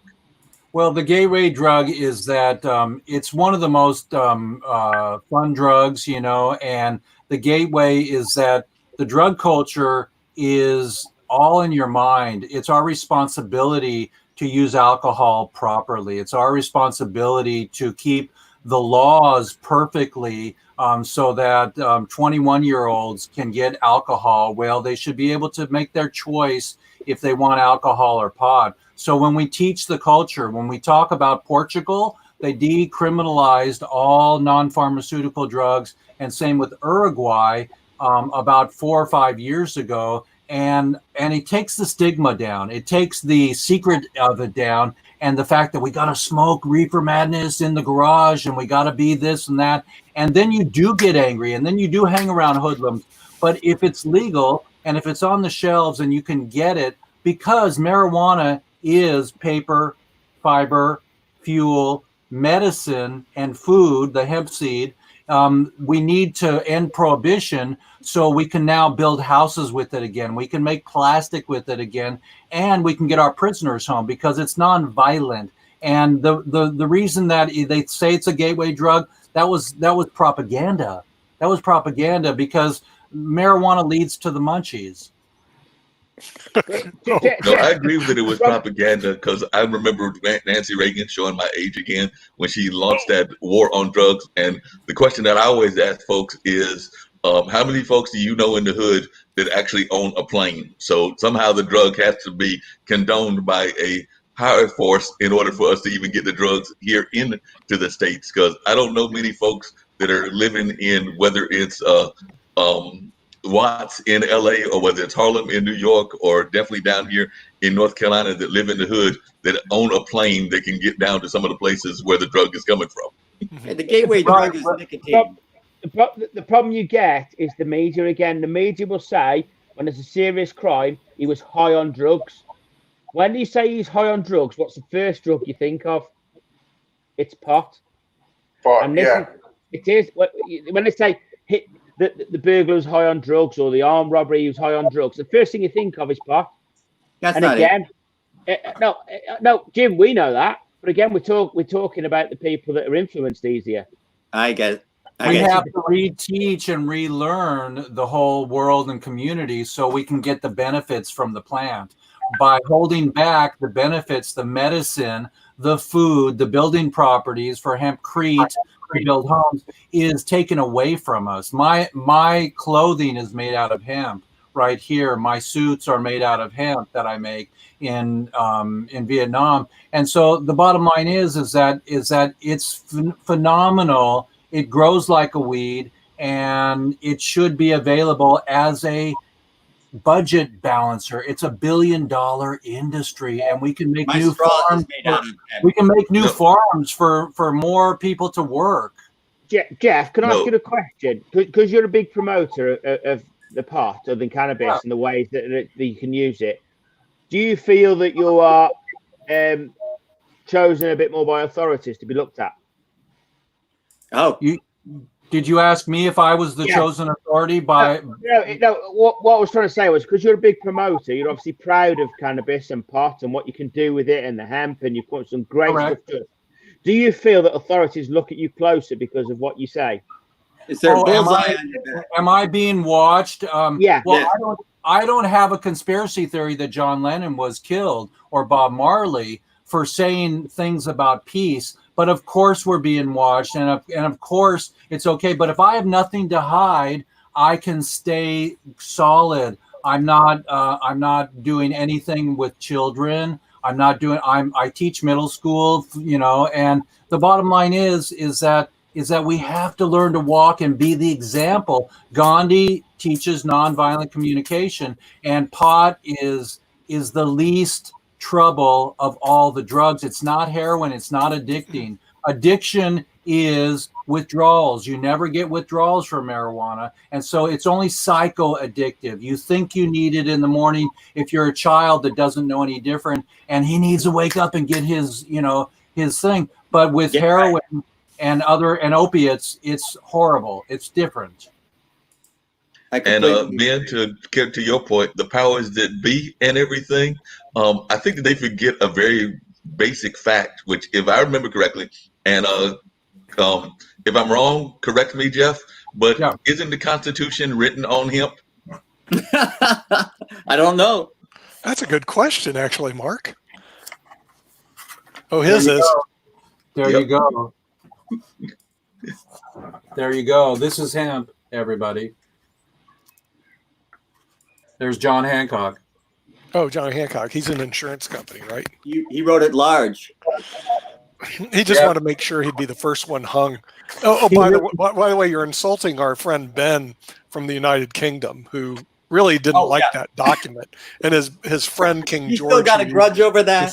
He still has a I grudge over got that it one. on hemp. I got it on hemp, everybody. Yeah. Just think about hemp toilet paper. It could balance the budget. We don't have to cut trees Hey, anymore. listen, we Can all make know from the this is the fault of Ben and Great Britain. They probably created the law years Yes. ago in the We 1100s. established that earlier. Okay, right. And then they exported the law over here. So we can blame Ben on this. And so what you need to do is ask him, when's he going to change the law over in the United Kingdom so we don't have to deal with this anymore? But So I'm Ben, curious We about- want to legalize it globally, so everybody can come home out of jail and have a job. That's why we legalize it. Jeff, Hank has it's a got a matter- question, and I've been. I just wanted to know, or maybe we can change the narrative, because we are talking about marijuana and other things. But if we start comparing with that, with cigars and cigarettes and liquor, and how many people are dying because of a lot of consumptions of all those drugs. So if we start comparing that, would you see the narrative can change and people start using it? Because in India, Nobody has died from marijuana. people are using marijuana and all those things for medicinal purpose. That's why they're growing. Nobody has in record died of marijuana lung That is what I'm smoke. saying. That is what I'm saying. So we just have to change the narrative and start comparing this with what is easily available in the world right now. Because But people are consuming a lot of things which is not good for health as compared to what we are banning on. The problem you've got, Ankit, at the moment is that not the right people are making the money out of it. It's under discussion in the UK at the moment, the laws about cannabis is. Yeah. And the power at the moment is with the people. They grow it, and they take such risk growing it. Obviously, we all know that they set the cannabis farms, etc. But there is, for everyone they catch, there's another 10 that they don't. And by the time they do get there, the houses are empty and they've gone and made their money. And that's the difficulty that the laws have at the moment, is the money, and they're trying to change it through the oils, etc. That you can be taxed on it, for example. And then once governments start making money and get it under control, they will legalize it and they will utilize it. And that is We the big just look at the alcohol industry and we use them as an example. I'll give you an example of what's happening during the pandemic. So we suddenly we have a lot of sanitizers manufacturers started manufacturing sanitizers in India and around the world. So what we are doing, we have sugarcane industry where we used to create sugar out of that sugarcane, and then the sugarcane is a waste basically. So we use different modes to make sure that we either reuse it or we just trash it. So now what happens is that if you create or maybe you can excrete a lot of alcohol from that sugar cane and then put it and create a sanitizer. That's what's happening. So now they get another business and the industry is growing like anything because everyone needs a sanitizer. So it's just a matter of time how to reuse it and how to plan it for humanity and for health and all those purposes, and then it easily can be done. But my question to Ben and all the panelists is that Ben, do you think if we put that as a startup idea in Dragon's Den and Shark Tank about marijuana and then tell them that it's $1 billion industry and there's a lot of returns, would you see if anyone would like to invest in it? They will be investing in it, Ankit. Somewhere along the line, these powerful people will be investing in it, and you just don't know about it. Okay, I have a campaign. I have a campaign for the Marlboro Man to have a green pack of Marlboros and to be on a horse with bell bottoms, and to have a green cigarette. There you go. Okay, one of the problems you have, I do know a little bit about the issue because one of our clients out of Colorado was known as was in the industry and actually developed, I can't say his name, but developed a nice size part. One of the problems we had as attorneys working on their retirement plan was that the state law in Colorado said, hey, it's okay, but we still have a federal law that says it's not okay. And our friends at the Internal Revenue Service, here's what they do. There's a code section. I think it's the code section in the IRS that says if you violate a federal law, we can eliminate all your deductions. Okay, so that is the technical legal problem that exists in the United States. The states have said it's okay. A lot of states go, it's okay. And then there's a federal law that says it's not okay, and we don't sync. Well, it's still the hypocrisy of the issue. The issue needs to be leveled so everybody can get a piece, just like alcohol, and everybody can start to get their medicine into the retirement home for people to have their joints held. Yeah. And PTSD helps 22 vets that are killed, that are doing suicide every day. Yeah, my personal opinion, it's a waste of money for our legal system to be involved in a criminal act. Yeah, totally. Hey, Nick, I've got this great idea for you. I just came up with it because if I remember correctly, RJ Reynolds also owns Nabisco. So I think that RJ Reynolds Nabisco ought to go into business with Jeff, because if you're going to get the munchies anyway, you might as well have Nabisco to join with you, because, like I said, we've solved the whole problem. You're going to get the munchies. Well, I'm just letting you know, the state that Bring them on, I need a job. The state we worked in Colorado, they had legalized it in Colorado, and we were working with the company that actually was developing it and maintaining it, and then they sold it to. And that's the reason I thought that that issue in incarceration was eliminated, because here's the other problem I have with it. Incarceration is a horrible waste of money. It's not rehabilitation. Okay. They're treated, and they do this a lot. They treat mental conditions and health conditions as if they're criminal acts. It's insane. And you would think that you would have eliminated this 20, 30 years ago, but they don't. And that just boggles my mind. I just never got into that area of the law because I thought it was kind of insane. And then I thought it would be over with anyway. In other words, I'm not going to invest a lot of time being a criminal defense attorney to defend a law that I think or should have been repealed a long time ago.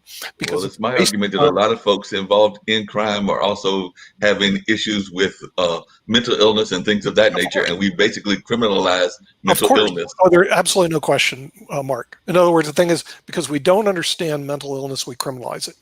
Okay, and so what happens is that, and you can see a lot of these people are obviously, and our chess players have all left, but Bobby Fischer is basically schizophrenic. Okay, we never really would admit or come to grips with that, and we just don't come to grips here in the United States very well with mental health. It's just totally, it's like you're either a criminal or you're not, and you don't understand the fact that some people have mental health issues and they should be dealt with that way, or some people have health issues and part of their way to actually what they call self-medicate is actually using marijuana. Instead, we just we call it medication. It's what? Medication. Yeah. I mean, and it's stupid because it's a complete lack of, it's a reallocation of resources. At the end of the day, I just call it stupid because anybody should be able to see it.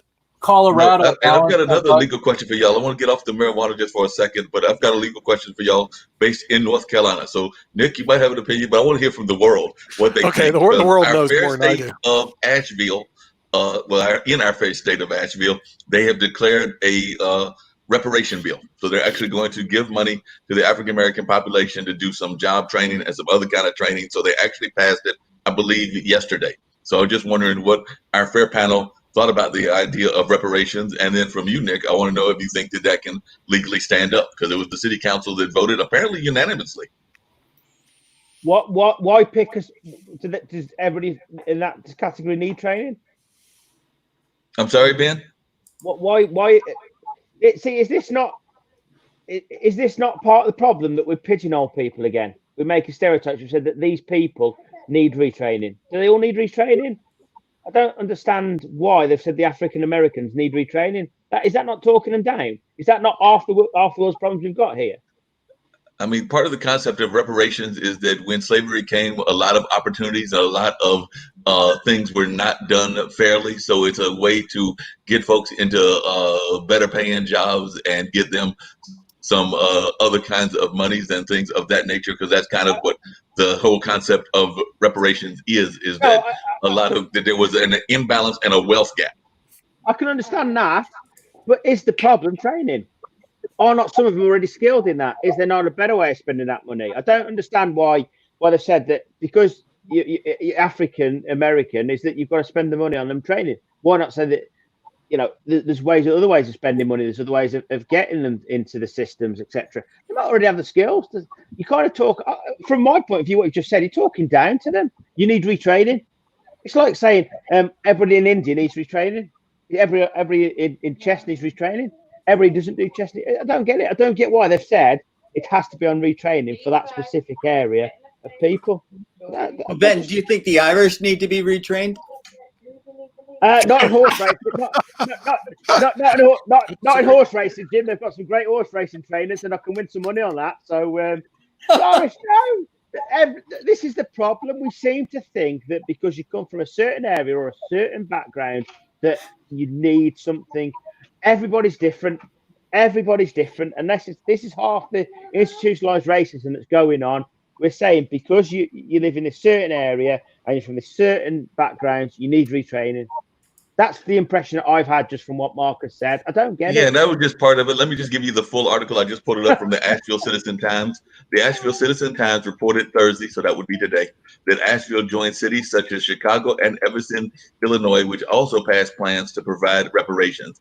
Asheville City Council voted Tuesday to approve reparations that do not require direct payments, but will mandate investments in areas where Black residents face disparities. Priorities could include efforts to increase minority home ownership and access to affordable housing. The resolution also mentions strategies to close the gaps in healthcare, education, and pay. So I think that's where they were talking about some of the efforts to get jobs in folks that may not have the best paying jobs and want to get better paying jobs and don't have the training in them. So that would probably be a better way to phrase it. Ankit wants to jump in, Mark. So what I wanted to understand is that we are talking about very good policies and what should be and what are the communities doing. But we also have to talk about those leaders, who are creating those policies. But if you check their bank account, they're also growing like anything. They are growing and they are making much more money as compared to what a big company like Apple or industrialists cover up. So we never talk about those people because they've started as a basic citizen of the country, and then they're growing like anything with the numbers, and because of those policies which never get the reward from their citizens, but they're growing with their bank accounts. And also I asked the same question to David K. Johnson as well, that we are creating a lot of policies and we wanted to restructure taxes and everything, but whatever we have given to the government in form of taxes, is there any accountability that where are they spending and why are they spending not and why are they not properly spending it all? Because if you talk about corporates, we have a policy that we check the rate of interest or we check the return of investment, that if you are spending this much amount of money, what is the benefit to the corporate? So why don't we do the same thing with government? Because we have a lot of money and it's all about money in power. If you're not accountable to our policies, why we are creating new policies and creating a complex business and complex economy altogether? It should be simple. If something is beneficial for the humanity, we should do that. And if there is no return on investment or it's not benefit for the people, it should not be done basically. Tell me one politician that is good with money. Ankit, tell me one politician that is good with money. Tell me one politician knows how to handle money and what to do with it correctly. You can't. It's impossible. They just don't. That's the biggest problem you've got. They're wasting it to look good. That everything Marcus just said is a policy. Is a policy to make them look good, not because it's right. There's no thought gone into that. Hey, Ben, I got another quick question for you, and this is actually a good question. It's not going to be me giving you joke ribs or anything, but I want to know what the young person, since I know that she's a star too, thinks about what all of us adults are thinking about what's going on. Because I know that your daughter, because she's been on the show or been on some other shows in the past, is a star as well. So I want to know what she thinks of what us adults are talking about. I've had many conversations with Meghan over the breakfast table about Brexit and Boris Johnson. They are starting to understand a lot earlier age than we did about politics. And I think it's through frustration. And I think it's because education is changing in everything, not just at schools, but everywhere. We're starting to talk about the issues that are. And it's great because they're seeing people, because we're not born racist. We're not born money stupid. We're not born like that. We're educated. And unfortunately, we're told not to talk about certain stuff when we were kids, especially people of our generation. You know, kids should be seen and not heard. Don't discuss that in front of the kids. Don't talk about that in front of the kids. And there is certain things you don't discuss in front of the kids. Of course there is. But there is so many things that should be discussed in front of the kids, and perhaps the world's problems, because they will have the solutions because they've got a clear mind. They've got a far more clear mind than a lot of people who've been conditioned. Mm-hmm. So, you know, I'm not afraid to talk about Brexit and you know, who's in charge and what I think with the kids at school. You know, around the breakfast table. I'm not scared to talk about racism and what they should be about that, and you know what directing them towards a better way of thinking. It doesn't worry me, but the problem is, Mark, is that I'm in the minority on that still. You know, and things like that. So they, you know, I'm trying to make them understand that we shouldn't be saying this is for a certain. And look, I'm not just talking about, like you said, African Americans. I'm talking about white British. I'm talking about, you know, Hindus. We shouldn't be thinking like that. It should be this pot of money is for these people because they need training, and that shouldn't be decided on skin color. It shouldn't be decided on background. It should be the unskilled in that area. That is a far better way of putting it. I have massive problems when we're trying to put people into positions for tokenism, and it just seems that you've just said that it's tokenism. We'll give it because it looks right. It's totally the wrong ethics, I'm afraid, and it's frustrating. No, I agree with you. We've got to get away from the stereotypes. I think that's one of the things that I love about IBM TV is that we're learning about different cultures. We're learning about different people. I was actually stumbled across a non-show of our network, but it was a show of a couple of folks that were Andrew Yang backers, and they have like their own little YouTube site and everything. But that's part of what they were talking about, was just how they felt that Andrew Yang was basically shot in the water before even his campaign got started, because a lot of people had stereotypes about Asian Americans, and that was across the board. And that's why they didn't really give him a fair shot in some of his policies, because they had already decided that he was going to be that Asian guy in the campaign and not really get any kind of true voice in his campaign. Mark, Jeff's got his hand up. Yeah, I was racially profiled last week for making a drone photograph of a BLM mural that was 100 feet painted on the ground, and nobody else could get that shot. And a brown man asked me to shoot it, and a black woman with the megaphone said, "How dare that white man take advantage of our culture?" Me, and I wore a dashiki. I had a rainbow outfit on during the march, and she called me out publicly, and I said, "Take it offline." And I got good press out of it because I gave them the photo, and I finally came out to be great. But the bottom line is, I said, you can't mess with me. I'm getting your black people out of jail, and I'm Jewish, and there was only 2 Jews in my school in the 70s when I was growing up, and I know about the Holocaust, and I know about this, and I know about that. White people are privileged, but it's messed up that the balance needs to happen now with shows like this to let everybody know that there is no color in journalism. Don't call me out. I did what you asked me to do. So good point, hey, Mr. This Mr. pawn Beautiful. is equal to this pawn. All right? That is true if you're a chess player. And for those who have just joined us, we have Ankit Kandlawar from New Delhi, the world's largest democracy, has 1.3 billion followers. He's also the director at IBM TV. That's a Jewish restaurant, New Delhi. Yeah, New Delhi. Right. I always like New Delhi.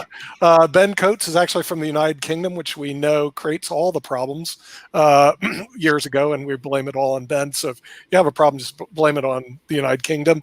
He's got big shoulders. He's got big shoulders. Bro is actually from Lagos, Nigeria, and runs runs our show Friday. I think it's Friday morning coming up. Our show out of Lagos, Nigeria, which is today the largest city in Africa, over to Cairo. Mark Lee is in the Raleigh-Durham, North Carolina, runs Radio with Mark. On Monday, Jeff Eichhorn actually runs the Weed Wednesday, trying to get people that shouldn't be in jail out of jail for doing things that shouldn't be illegal to begin with. So he's working on that project. It's a long-suffering project, try to change the law. And then, of course, we have the great Jim Eade of the Eade Foundation in the Socialist Republic of Silicon Valley. It is part of the United States today, but may change. He's the author of Chess for Dummies. It's one of his favorite books. He also wrote Chess Openings for Dummies. So he writes a lot of things for dummies. And so if you're a dummy, just go ahead and talk to Jim. He'll be on this. Hey, Jim, since he wants to give you a hard time, he wants to give you a hard time, I'm going to let y'all in on a little secret, which is that since you're part of the Socialist Republic of California, whatever he calls it and everything, as a youngster, I was one of the founders. Actually, my dad was one of the founders, but I was like a young kid and everything. But I was one of the founders of the Malcolm X University School, Malcolm X Liberation University in Durham, North Carolina. So definitely have a little bit of radicalism as well, Jim. So I taught at the Malcolm X Academy in San Francisco. So. Oh, okay. I didn't even know the stuff existed. So I visited Haight-Ashbury. Oh, good for you. We're in Port Townsend. By the way, Port Townsend, for those who have not been there, is a beautiful city. It's near Seattle, Washington. If you have a chance to go to Seattle, forget Seattle, go to Pikes Market, then quickly take your trip to either Port Townsend or Bellingham, Washington. Then you'll see what real Seattle is about. Come stay with me. Come stay with me. Yeah, you'll find out real Seattle. I mean, the real part of sleep on a hemp bed. It's the rainforest that is worldwide known here. The rainforest is beautiful, like no other forest in the planet.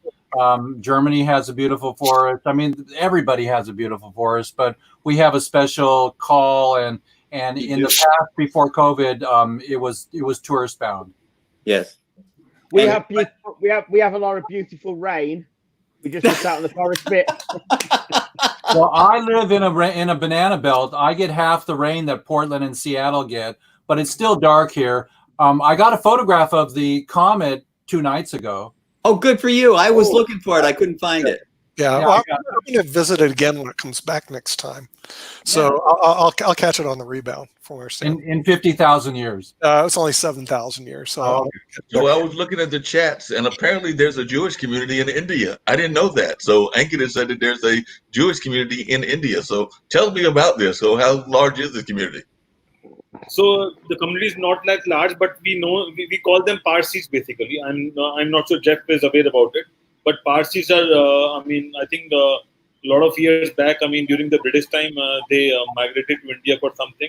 And then the community formed, which is known as Parsis. And we have a lot of prominent Parsis in India. And it's similar to what Jewish people are. So they think that they are from the same community. But although there are some slightly difference in the terms of culture, what they said that it's a very small community. And majority of them are based out of Mumbai. Oh, really? Let me say something see if you guys catch the humor in this. Hey, Jeff, I'm not Jewish, but my best friend is. What does that mean? How many Jews does it take to screw in a light bulb? One to build the light bulb, and 2 to turn the person. Do you believe some Jewish people are in Africa? Yes. Good. There are black Jews for sure. Sammy Davis was Jewish. Yeah.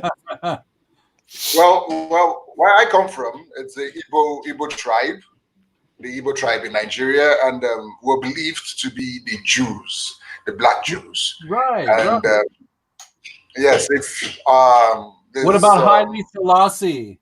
Well, they came out of Egypt. I thought they were in Ethiopia. Yeah, Haile Selassie. Yes. Right. Yeah, because I'm trying to remember the name, and maybe you can correct me, Jeff. But what's the name of the Jewish African American group that's out of Florida that does a lot of activity? They're very activist oriented, but I know it's a Jewish group that's based in Southern Florida. Yeah, African American Jewish. You know everybody. Well, when I was growing up, my friends had a Jewish band, and they sang "Matzo Matzo Man," and their LP was in the die cut in the shape of a 6-pointed star, a Star of David. A mazel So tov. we just have to laugh. We have to make everything a little bit lighter and balance the budget with marijuana and be smart. And we know what not to do. We know not to kill people. We know not to be racial, and we know not to rape. Since you said Macho Macho Man, some friends of mine are doing they do like a dance party. They usually try to do it once a week. It's called the Daybreaker Group. A lot of people know them for doing parties around the world and things of that nature. But lately they've been doing it virtually. This coming Saturday, this Saturday, the 18th, they're going to have a party again on the morning. Their guests of honor are going to be none other than the Village People and Gloria Gaynor. So I know all of us here on this audience know that kind of music. But Nick, I gotta say, if you have to explain a joke, it's not funny. But basically, when people were saying, "Oh, I know black people, so I understand their problems," and so it was a way of saying I'm an idiot because I know what it's like to be a Jew because my best friend is Jewish. Oh, really? Okay. I wasn't quite sure. When we grew up, they used to say they all look alike, the blacks or whatever, and so it's not a joke anymore. But we don't have to be violent about it. We don't have to burn police cars about it. We have to really hold our pride and learn from the Magnificent Seven. Look at Burn This Book, Abby Hoffman. How we need to put our legacy is by Gandhi doing nonviolence and getting in and freeing our prisoners and changing things. I was one of the few people in America, in the United States, that had a narrow jacket. Well, we know about Gandhi. Okay, notice that, Ankit. But now ask Jeff, name one other famous person from India. Go on, Jeff. Ram Dass was studying with Babaji in Rishikesh. He knows too much. There's only one thing you do when people know too much. Get rid of them. Get rid of them. So the thing is, he was answering the question. He was answering, this is what power is all about. The guy knows too much. Just get rid of him. By the way, I'll have to bring him back. Okay, Jeff. All right. I was trying to have you say, well, I don't know anybody but Gandhi. But I think you should ask the same question to Ben as well. Because Ben who ruled us for 200 years. Okay, Ben, since you ruled their country for 200 years, you know about Gandhi. Name one other Indian that you know their name. You've asked them this before. Sachin Tendulkar. There you go, Ankit. There's one for you, mate. Sachin. He runs the country, doesn't he? Anything he does, it goes, doesn't it, in India? He walks on water, doesn't he? But Ben, what about Nasir Hussain? He's also an Indian. Who's that? Nasir Hussain. No, I can't hear you. You broadband connection's gone really bad, Ankit. What about Nehru? I would go with Nehru. Okay. You just said name one that's alive. Name one famous Indian who's alive. I do have one correction to make, though, Jeff. Abby Hoffman's book was not Burn This Book, it's Steal This Book. Oh, it was Steal This Book. Same difference. And I did. You stole it and you burned it? No, it didn't say burn the book. It said steal it. Oh. Well, another famous Indian is Ravi Shankar. He knows too much. I'm telling you that. You know who all those people are, right? I know the chess player, Vishy Anand was Jimi Hendrix. Yeah. Oh, he's a musician. He was great. I got one for you. How about Porna? Because I liked her TV show. Who? She was in the movie Have I Never, or Never Have I Ever. What's his name? I don't know. I mean, which one? The actress, Porna, P-O-O-R-N-A. I'm trying to remember her last name, but she did it was an Indian series that was shot here in America that it was called Never Have I Ever. No idea. I beat you, and you're from India. Yeah, he's from India. You got okay, well, we'll ask another interesting question. Okay. American Indians. New Delhi is one of the largest cities in the world, as we well know. Ankit lives there. How many of us on the board have been to India? Don't all speak up at once. I've been to a Jewish restaurant in New Delhi. New Delhi. I've been to an Indian restaurant. That's about the best I can do. I want to go to India, but the best I can do all is right. an Indian restaurant. Let's go to one of the largest. But on the other hand, I want to go to UK because I wanted to know that how come they have, ruled us for 200 years. So I just wanted to meet those people and understand what kind of power they have, so that they ruled us for 200 years. Well, you may have been to. I don't know why they rule people. Too bad Rakesh is not here because they gave back. They were gracious enough to give back Hong Kong. Yeah, they gave back Hong And Kong. that may have been a But you know I- that way back there's a problem in Hong Kong, and the best part about UK is that they have done a lot of great infrastructure for the world. It's not about India, but around the world. They have done tremendous amount of great infrastructure which people are still using around the world, especially in India. There's a lot of great work which they have done. It's just that they have ruled us, so that is something which we still regret, but rest everything is fine. Still regret. The grass isn't always greener, Ankit. Look at Hong Kong. The grass isn't always greener. That's what you have to remember. I understand. And I wouldn't call it ruling. I'd just say partnership. Partnership. Yeah, Yeah, so we're- a partnership. That's why they call it when your tax money goes to them.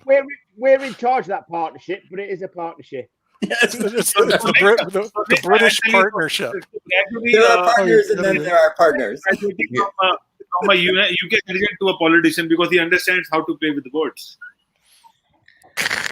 Hey Ben, my question for you is: how is the comedy industry over there in England? Because I remember growing up and loving this comedian who was very sappy, very corny, but I'm gonna admit it, I like Benny Hill. So Benny Hill, definitely, how is the comedy industry going on, and what other great comedians are there? Smart TV, Mark. Yeah, you can't talk about Benny Hill on Smart TV. You got cheese. You got cheese.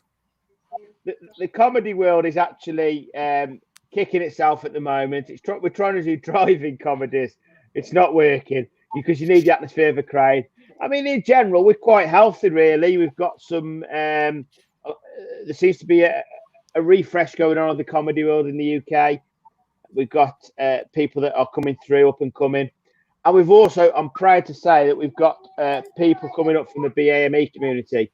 That is definitely growing in the comedy world in the UK, and it's great to see. And they're coming through because they're talented.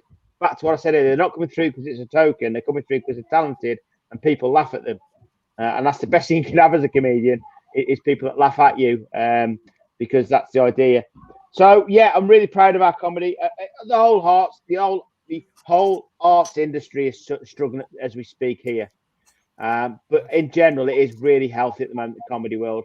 Yeah, Monty Python, Jim. Yeah, Monty Python.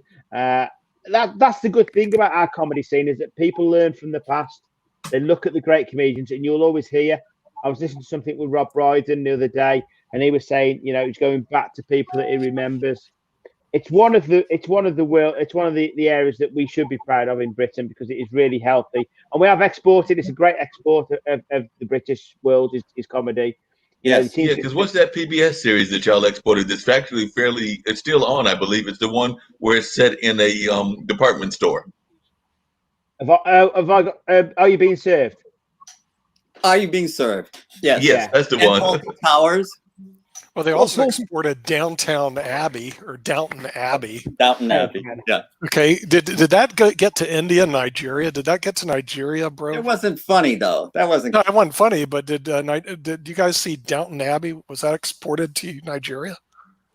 I can't say. You really can't remember that. Oh, it didn't make it there. How about India? Let's go to India. Did you get Downton Abbey? An arrow to the heart. Did you get Downton Abbey, Ankit? 2 thumbs down. Downton Abbey didn't make it there. Oh, hey, kid, did any British show make it to India? Think of one that made it. But none of them made it. Oh, they don't. They block the shows now. Okay, we are Bollywood, so there are a lot of things which we are not able to see within our Indian community because there are a lot of languages, a lot of shows, and whenever you talk about anything which is abroad, so it's all about good Hollywood movies which happens in theater. Apart from that, there are 1 or 2 shows here and there. That's it. But I think a lot of musicians are still coming to India from UK and United Kingdom and US and all this stuff. I bet you've got MasterChef, haven't you? I bet you've got MasterChef. And Kit. Yeah, you see. Yeah. It's all about the Yeah. Learning how to cook from the British for a change, rather than us learning how to cook from. Yeah. So, Well, Ben, I got to tell you, back in 2018 PC pre-COVID, I got to go to Broadway and watch Spamalot, and Oh yeah. Oh wow! fabulous. It was unbelievably good. So Hey, Nick, I think that we all need to be really impressed with Ben, by the way, because the whole time that we've been doing this show and we've been talking, and I've been on here now for a little bit less than an hour, I've noticed that his daughter has been doing a really good job of cleaning up the house. So, like I said, we're over here keeping busy, and she's cleaning up the house. So she's done a masterful job of cleaning up the house because I've been watching her. She was delegated. sweeping, she He's a was good wiping manager. down some stuff. She was just doing a great job. She's 5, and she can do that. You want to see what the 8-year-old can do? Shopping, driving, anything. Honestly, it's called education. That's what it is, Yes. Mark. You're educated Good for early you, on. man. That's what we need in the United States is good education. That would be something. and Mark, that's why we are the real world reality television. Exactly. Skip all those other reality shows. We get real reality. And there is no script basically. We are all impromptu and we are showcasing what's happening right now. No, right? wait. You missed that line, Kit, because this is all scripted. Didn't you see the line on the teleprompter that says you're not supposed to say that we're not scripted? Yeah. Oh, he missed that line.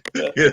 Oh, you missed that line. Okay, all right. I'll have to send it back. I think I'm following the script over here to the right. Nick, I've come up with an idea. I think that this is going to be a brilliant idea. So brilliant everybody idea. listen to me. Here's my idea. I think everybody here has some kid that they are involved with. Of course, we know, excuse me, Ben's got his daughter. Nick, you've got your grandkids.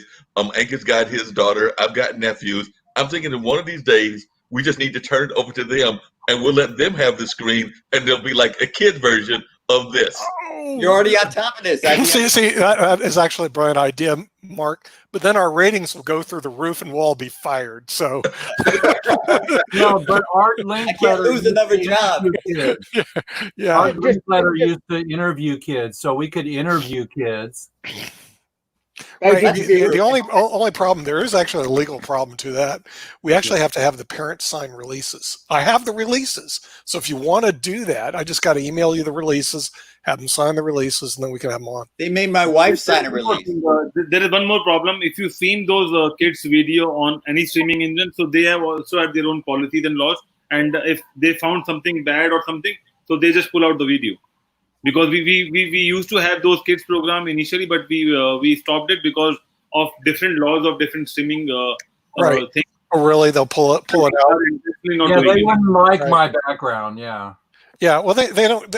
Oddly enough, they don't care about that. But here's what we've gotten the Facebook police to come stop us through artificial intelligence when music is played and they believe somebody else owns the music. Yeah. They'll actually come in and cut us out. You know. And so the thing is, I've seen that actually happen several times. You guys were talking about reality TV, and you know, we elected one of those guys as our president. Yeah, well, I knew that was going to happen. happen. My theory that that's the whole plan. What I think the master plan was for him to definitely win the presidency, serve his 4 years, this time get Kanye going and have him run, and expect that after he loses the election, it's my hope that he does, we will see a new TV show on one of the networks called Presidential Apprentice. It won't be Celebrity Apprentice. It'll be Presidential Apprentice, and it'll be the new reality show. The sad problem, the sad part, I thought about, I heard what you said, Mark. The sad part is I think it's being played on right now in Washington, D.C. How about you're fired? You're fired. Yeah. No. We've tried to do the same, but not with Alan Sugar. We've tried to do the same with Anton Deck, but apparently you can't have 2 prime ministers, so it's all gone. But I just want to bring you back to the scripting part. Did you really think people thought this was scripted, Nick? I mean, come on. Yeah, I got things all the time. They want to know why we're not following they want to know how you were able to script this, you know? And I go, okay. And I tell them, I said, we have really good writers and they spend a lot of time before we get on writing scripts. Okay. And, right. I have a book like that, Filmmaking for Dummies, you know? So there's the script. we go through every day, and we have to rehearse it, and then all of a sudden, then we put The it up. rehearsals are brutal, people. You don't know Rehearsals the are work that goes into absolutely this. The brutal. rehearsals are just Okay. horrible. I don't know They're how Hank absolutely horrible. As I a don't matter know of how fact, Hank controls we us. are so scripted that usually right before the hour of noon, a guy shows up from the dollar store, believe it or not. Up there he is. Perfectly Isn't that timed. amazing? Isn't that amazing? We have scripted this down to the And then we wire. got a guy comes in and tells us to stop. Guy comes and tells us to stop. Yeah, all right, okay. Because of all the rehearsals we do and the scripting we do, any donations can be made to my bank account, and I'll put the details below.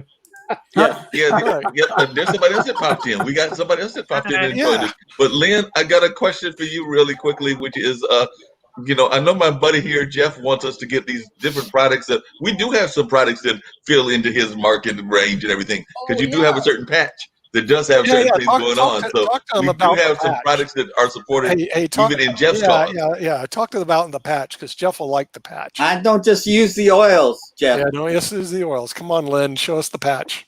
Well, I'm not just showing you the patch, so is Jim, because we may run out of them because Jim needs them so much. When he plays Sasha in chess, he has such pain in advance of playing Sasha that he's got to put him on his head before he even starts the game. And of course, we all know that there's an awful lot of stress that's put on the arm when you move those chess pieces. But anyway, Definitely, and I'm glad that you Jeff, what brought is that that up, and I've got some other products that I know you're really big on that I'm gonna bring out, that I know Kim is big on as well, because I do have mine. But I got to bring Jim into this conversation real quickly, because I thought that we were gonna need 2 of those patches yesterday, because I tuned in and just watched. I didn't join in the conversation, but Shaquille and Sasha were going at each other, and I thought that they were both gonna need patches. What do you think? You think that they both needed patches? I was push them apart to neutral corners, and I wasn't able to. So anyway, so let's talk a little bit about the dollar store. I apologize, Ankit, for being a few minutes late. Our family owns the Family Dollar Store. Our website is family.dollarstore.com. You can see it here in the banner. You can find us on the IBM.TV site. We are a supporter of Money Masters PBS, which owns IBM TV. We're an online dollar store, so we deliver right to your house. That's as long as you live in the United States, of course. Unfortunately, we're not with an online store in other countries yet. But hopefully, Ben will get to England one of these days. Might have to call it a pound store, but there you go. And in India, we might have to call it the ruble store. And in South Africa, we might have to call it the rand store, but we'll figure it out. Anyway, the point is, and we are working on getting an online store into India. But let's talk about the one in the United States. We support the mission of Money Masters PBS. We love the mission. The mission is to basically cut the gap between poverty and financial sustainability by providing financial education and financial fitness. Now, it was originally the intention was to provide it for kids, because I doubt that any of us who are here on the show at the moment ever had any financial education when they were in school. Well, I did get mine from school. I got mine from the School of Hard Knocks, and that happened after I got out of graduate school. But the fact is, in school, in the traditional school, they don't teach financial education. They teach a lot of other stuff. But so Money Masters is embarked on the mission of trying to teach financial education and financial fitness to people. But in today's day and age, with what's happening with COVID, everybody basically should have financial education. So anyway, what do we have? We are online. We have a lot of different products. We're donating 100% of our profit to Money Masters through the end of August. For anybody who becomes a customer between now and the end of July, we have gift tokens. They're like gift cards. And we're going to give extra gift tokens to anybody who signs up to become a customer. You don't have to buy anything to get the gift tokens. You just have to sign up to become a customer. And if you are a customer, you can give other customers, and they have to be a customer to do it. So I misspoke the other day, misunderstood somebody on a call we had. But the fact is, people have to become customers. When they do, they get $5 worth of gift tokens, but then you can give them more. So you don't have to live in the United States to sign up to become a customer, to get your gift tokens, and to be able to give them to your friends who do live here in the United States. So for instance, Ankit, I live in the Philadelphia area. Ankit has a sister who lives about 20 miles from me. Now, because of COVID, I know he asked me to drive over and give her the tokens in person, the gift tokens. But we're going to do this by the internet because it's a whole lot easier to do it by the internet. So anyway, so sign up to become a customer, then go ahead and buy something. And we ship for free if you buy something for $25 or more. So we have medical face masks. And I'm going to put mine on because I am upset I didn't do this earlier because I am concerned that I might be spreading a computer virus. So I'll keep my mask on just to make sure that I don't spread any kind of computer viruses. But we do have these medical masks. And, oh, Jim, I really appreciate it that you're doing the same thing. But here's the point. The box of 50 costs $25. Okay, Jim has them also. A box of 50 costs $25, so shipping is free. But then you apply your gift tokens, and they cost $20, not $25. So an order of one item, you get it shipped for free, and we're going to give you another $5 worth of gift tokens.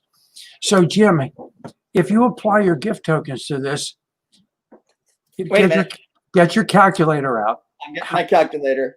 How much does it cost if you apply your gift tokens? Let's see. That would be 25. No, $20 for 50. It's 25 for 50, though. Yeah, but you're going to apply your gift token, so it's only going to cost you $20. I'm subtracting from 25. I'm going to subtract 5. That gets to me to 20. Yep, and you're going to get 50. Oh, so I have to divide 20 by 50? Correct. That's what you have to do. 40 cents? Yep, 40 cents a mask. Wow. So without, I wouldn't have been able to figure it out, of course, without Jim. Oh, there's Mark with his. So here's the point. Thank you, Jim, because I always need help with my math. Oh, there you go. But here's the point. These things are 95% effective. Okay, people who go around with cloth masks. Some people wear bandanas and other things, but when you wear cloth masks, they're less than 10% efficient, because as we've talked about here on the show before, with cloth masks, people basically, there's mist that comes out of your mouth every time you speak. You can't even see it. Although I did have an experience with a lady one night because the sun was shining properly. I was amazed at how much mist was coming out of her mouth when she spoke. And I'm sure that if I had switched places with her, the same thing would have been true. But the fact of the matter is, there's Nick, and he is protecting. Got a mask. Nick turned his not backwards. That hard, people. Yeah, but he turned his backwards because he's protecting himself. If you turn it with the blue out, you are protecting the people that you're with. If you have the blue in, you are protecting yourself. Okay. So if I'm self-centered, I wear it this way. Yeah, that's right. If you want to protect yourself. So let's talk about Money Masters, and let's help Money Masters. Let's help the mission of Money Masters by shopping on the site. If you become a customer, just sign up to become a customer. Don't have to buy anything. You get a free account. You get $5 worth of gift tokens immediately. 2, I or somebody else who's involved with the show will send you another $5 worth of gift tokens. Okay. And then look around the site. There are 4,300 items. I know that that Jim's a little bit slower than Mark is. I think Jim has only gotten through 3,266. But Mark, I heard, had gotten through 4,127 items. So he has 173 to go. And who knows what he's going to find on the last 127 items. Things that he never dreamed that he might find. So Is it there's, possible I find my there's panda Brother in my, Michael. in my hammock? I'm sorry. Oh, your hammock. You might find your Not your hammock. panda. There Oh, you go. about the panda? See now, Is Jeff that a has head mask? Jeff has a fabric mask. So There and you go. and so does Brother Michael. But Excellent. here's the problem. It's not that hard, people. They've done studies that show that they're only about 10% effective. So you may want to get a medical mask. Okay. Now I was told that the blue rags that you use to clean your oil dipstick have the right microns, and you can get them in bundles at Costco, and that you can put them inside your mask. you can do that. We have to can get do that. creative because the N95 masks aren't everywhere right now, and they're not teaching us this. So by talking about it is important. Yeah, and you know, I agree with what you're saying. Excuse me, but Jeff, these we have on our website. Okay, you can get 50 of them. You can give them to your friends. They are 95% effective. They're just like the N95s. Okay, and you're right. I do know about putting the in fact because I do a lot of outside. I'm sorry? The oil rags. Yeah, the oil Yes, rags. but, Yeah. you know, these masks are not cheap, but they are inexpensive on the dollar store. You're right. You know, I'm sorry, Jim. You keep reminding me of that every time I talk to you. So anyway, hit me in the head. Maybe I better wear this just to just because of the pain that you're going to create by reminding me. But here, I wish Kimberly were here today because Kimberly needs to know, look what I got. Okay. I got my Minion napkins. So does Mark. So does Jim. Okay. We all have Minion. These are Kimberly's favorites. Okay. And we have other Minion stuff. We have lots of stuff for kids, which is amazing. Lots of great products, stuff from Johnson & Johnson, Fisher Price, Sesame Street. Okay. So we're not talking about just knockoffs. We're talking about things that are coming from really good stores, really good companies. But the most important thing is this. Just you're supporting Money Masters PBS and the mission. And that's why we're here. Now I'm going to give you the benefits. You don't have to leave your house. Okay. Therefore, you're not going to get exposed to COVID. No, because we deliver right to your house and we deliver for free. So you're saving money. You're saving time. Okay. And time is money. Okay. And you're supporting Money Masters by becoming a customer. And you're getting great products that are a lot less expensive. Did I say that correctly, Jim? I didn't say cheaper. A lot less expensive. I know. I live to have you say that, Jim. I really do. So the fact of the matter is, and I'm going to give you one last example. So Katira, she's going to be concerned about the lines in her face. The rest of us, we don't care. Okay. You know, so, but Katira, she really does care about the lines in her face. We have one product on our website that you can get at Amazon, identical product, identical size, and it's going to cost you $67. It'll help you with your lines, and you got to pay for shipping. Okay, so that's another $4. Guess what? We sell it for $4.99. Hello? Hello? Now, why would you want to spend, another $66 because you're going to buy other stuff anyway? Thank you, Ankit. You're the man, Ankit. So we have some great stuff. We have stuff in clearance. We have new things that come in, and just scroll around the site. I know that this is what Mark does in his time off. He goes around the site and he keeps looking, and he's going to surprise me and find his hammock in there one day. But there it is, Genesis Solutions, line-free lift, identical product, identical quantity, and we sell it for $4.99 on Amazon, $67 plus shipping. Hello?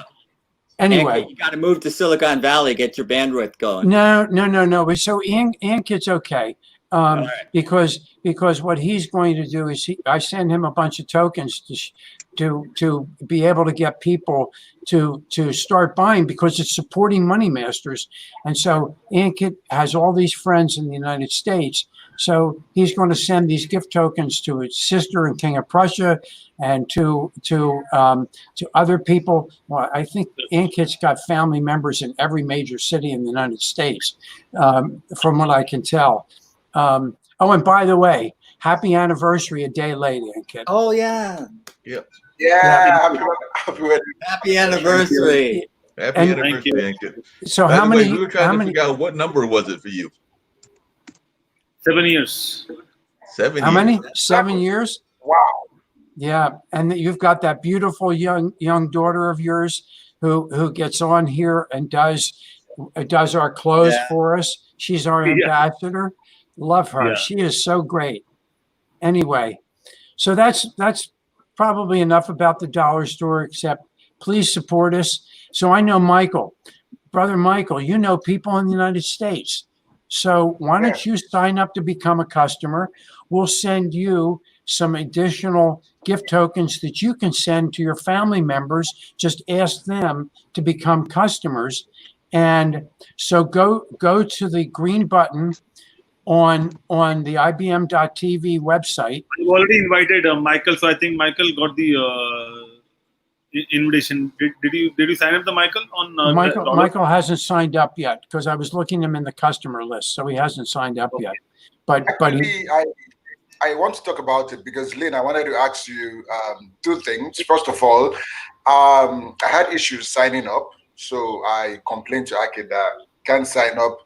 I think I really don't know, but the network didn't allow me to do that, so I had to stop. But I was talking to Ankit the other day. I was saying, if you don't mind, I would like to talk about your store on my show. And I would like you, if you don't mind, if you can give me some coupons so that I could ask my audience that if you're watching or listening, then they can have some few coupons if they sign up. So here's the question: do you think that we're blocked in Nigeria? Were you able to? Were you able to? It's not about blocking, actually. There is some technical problem, because whenever we sign in from here, it requires a CAPTCHA which should be automatically fetched. And once the CAPTCHA is not there, you can't sign in. So for that, you need to refresh, do the clear cookies and caches, and then try again, maybe from different browsers, because that's the problem. Oh, a different browser. Or Yeah. clear the cache. Yeah. But Okay. that's what we have to help you with these technical But in the problems. meantime, we have Satara joining us with us. Good morning, and how are you doing? Good morning, Katara. Good morning. Satara, Hi, good how morning. are you? Hi, Hi. How are you doing? I'm doing well. How are you? All good, all well. We missed you since a while. I think last time you joined, then you were doing some walk at some park in New York. Yes. Yeah. So actually, I'm working on an anthology, and it includes poetry and short stories about people's experiences during the COVID-19. Okay. So I'm working on putting that together. I think I have like 18 or 19 authors. So that's the Wow. project I'm working on right now. And that's actually my first anthology. So that's been taking up a lot of my time. Yeah. Are the authors all in the New York area, or are they from throughout No, the country? they're throughout the global. So we have authors in Africa. We have authors here in Rochester. Wonderful. We're all over the place. Oh, so That's you're in wonderful. Rochester. Yes, I'm in Rochester, New York. Yeah, my son went to Rochester Institute. So Oh, there you okay. go. Yeah. And David K. Johnson is from Rochester. Yes, He David says- K. Oh. Johnson. Yep. Yep. He says the weather's not as bad as I think it is. It is. It is. It is. Yes. It is. Yes, Okay. very. I mean, it's nice right now, but we have long winters. Is here, your so it's a lot anthology of going to snow. be a podcast? I'm sorry. Is your anthology going to be a podcast, or is it going to be? No. Oh, okay. No, it's a book. I do have a podcast though, Editor Knows Best, and it features. I interview authors all over, and I also have episodes about different writing tips and editing tips. Just making recommendations to authors and writers, words of encouragement, things I've learned as an editor, advice about starting your own business or promoting your book. So that airs every Monday. It's on Anchor. Who are some of the noted authors that you've had, and also what's the best tip that you can give somebody that's trying to be a writer? I'm sure that you've got some great tips for folks that are trying to be a writer as an editor. So what's one of your number one tips, and are there any noted authors that you've had either in the anthology or on your podcast? Yeah. So, I mean, the biggest tip I would offer is to have someone look over your manuscript before you publish it. So, I mean, I encounter clients who either can't afford an editor or they don't feel like they need one. So even if for some reason you don't hire an editor, at least have somebody who has a good handle of whatever language you're writing in, look it over before you publish it. That's the biggest tip. And then I have a question about that. What's the tip when you're starting to write and all you're looking at is a blank screen? How do you get started? I would just say brain dump. So one thing that I do is called I think it's called mind mapping. So you put a word in the middle of the page and then you write whatever comes to mind regarding that page. Wow. So actually I did that last night. I was in a virtual class and that was one of the activities. And the word I chose was femininity. So I just started, writing all these words and colors and things that come to mind. And then I actually wrote 4 poems based on that mind map. Wow. So, I mean, you can, yeah. I'm sorry. And that's wonderful. And in our industry, we call it whiteboarding, where we just pick up the whiteboard and start writing a lot of things, and then give a conclusion that now how we need to rewrite, or maybe how we need to compile. And then, and then the other thing I would recommend. But if suppose, because I'm writing a book on my own, I'm taking a lot of time because this was the first book. But what is the ideal number of pages or number of words you should ideally start with for a book? I know that but for a first-time author, and we are not a professional author like anyone else. So what should be the ideal pages we should target? There's no exact target. Everybody's book is a different length. You have to write until you feel like you have included all that you wanted to say. So I can't give you an exact number. It varies. My first book was a little bit over 100 pages. It was about conflict management, code switching, how to dress for success, interviewing, resumes, cover letters. And I felt like in 105 pages, I said what I needed to say. The anthology, I think, is maybe like 100 or so pages. And that's just based on how long the poems and the other entries are. So there's no exact number. You just, as the writer, you get a feeling and you say, okay, I'm done. This is 75 pages, Ankit. So It varies. Because I've started writing and I'm not sure how, till what time I should write, and then I should maybe go for a version 2. So I'm just confused how should I plan it? Yes. Mm-hmm. Yeah. And then the other thing, Jim, you had a question about how to get started, is also pulling inspiration from other writers. So if you want to write about, I don't know, if you're writing about parenthood and you are drawing a blank, you can always go to the library and take out some books on parenthood, or watch a video on YouTube, or whatever. There's so many resources, and you might read something in that book or hear something in that video that sparks you, and then you're able to go ahead and start writing. And then Mark, you had asked about prominent or well-known authors I work with. Right. I've worked with quite a few local authors, and I have worked with authors across the globe, but none that are like, if I say their name, you will know who they were. At least not yet. Yeah. So, I mean, I've worked with, I've done primarily nonfiction. So I worked with someone who wrote about infertility struggles. Another person wrote about how to have a successful marriage. I've edited a comic book that was about a superhero. I'm currently, well, I just finished editing a journal of poems that are kind of specializes in like African American vernacular. So, I mean, I've been able to work with a lot of different authors on different topics. Nonfiction is my specialty, though. I tend to lean towards nonfiction, although I have edited a romance novel.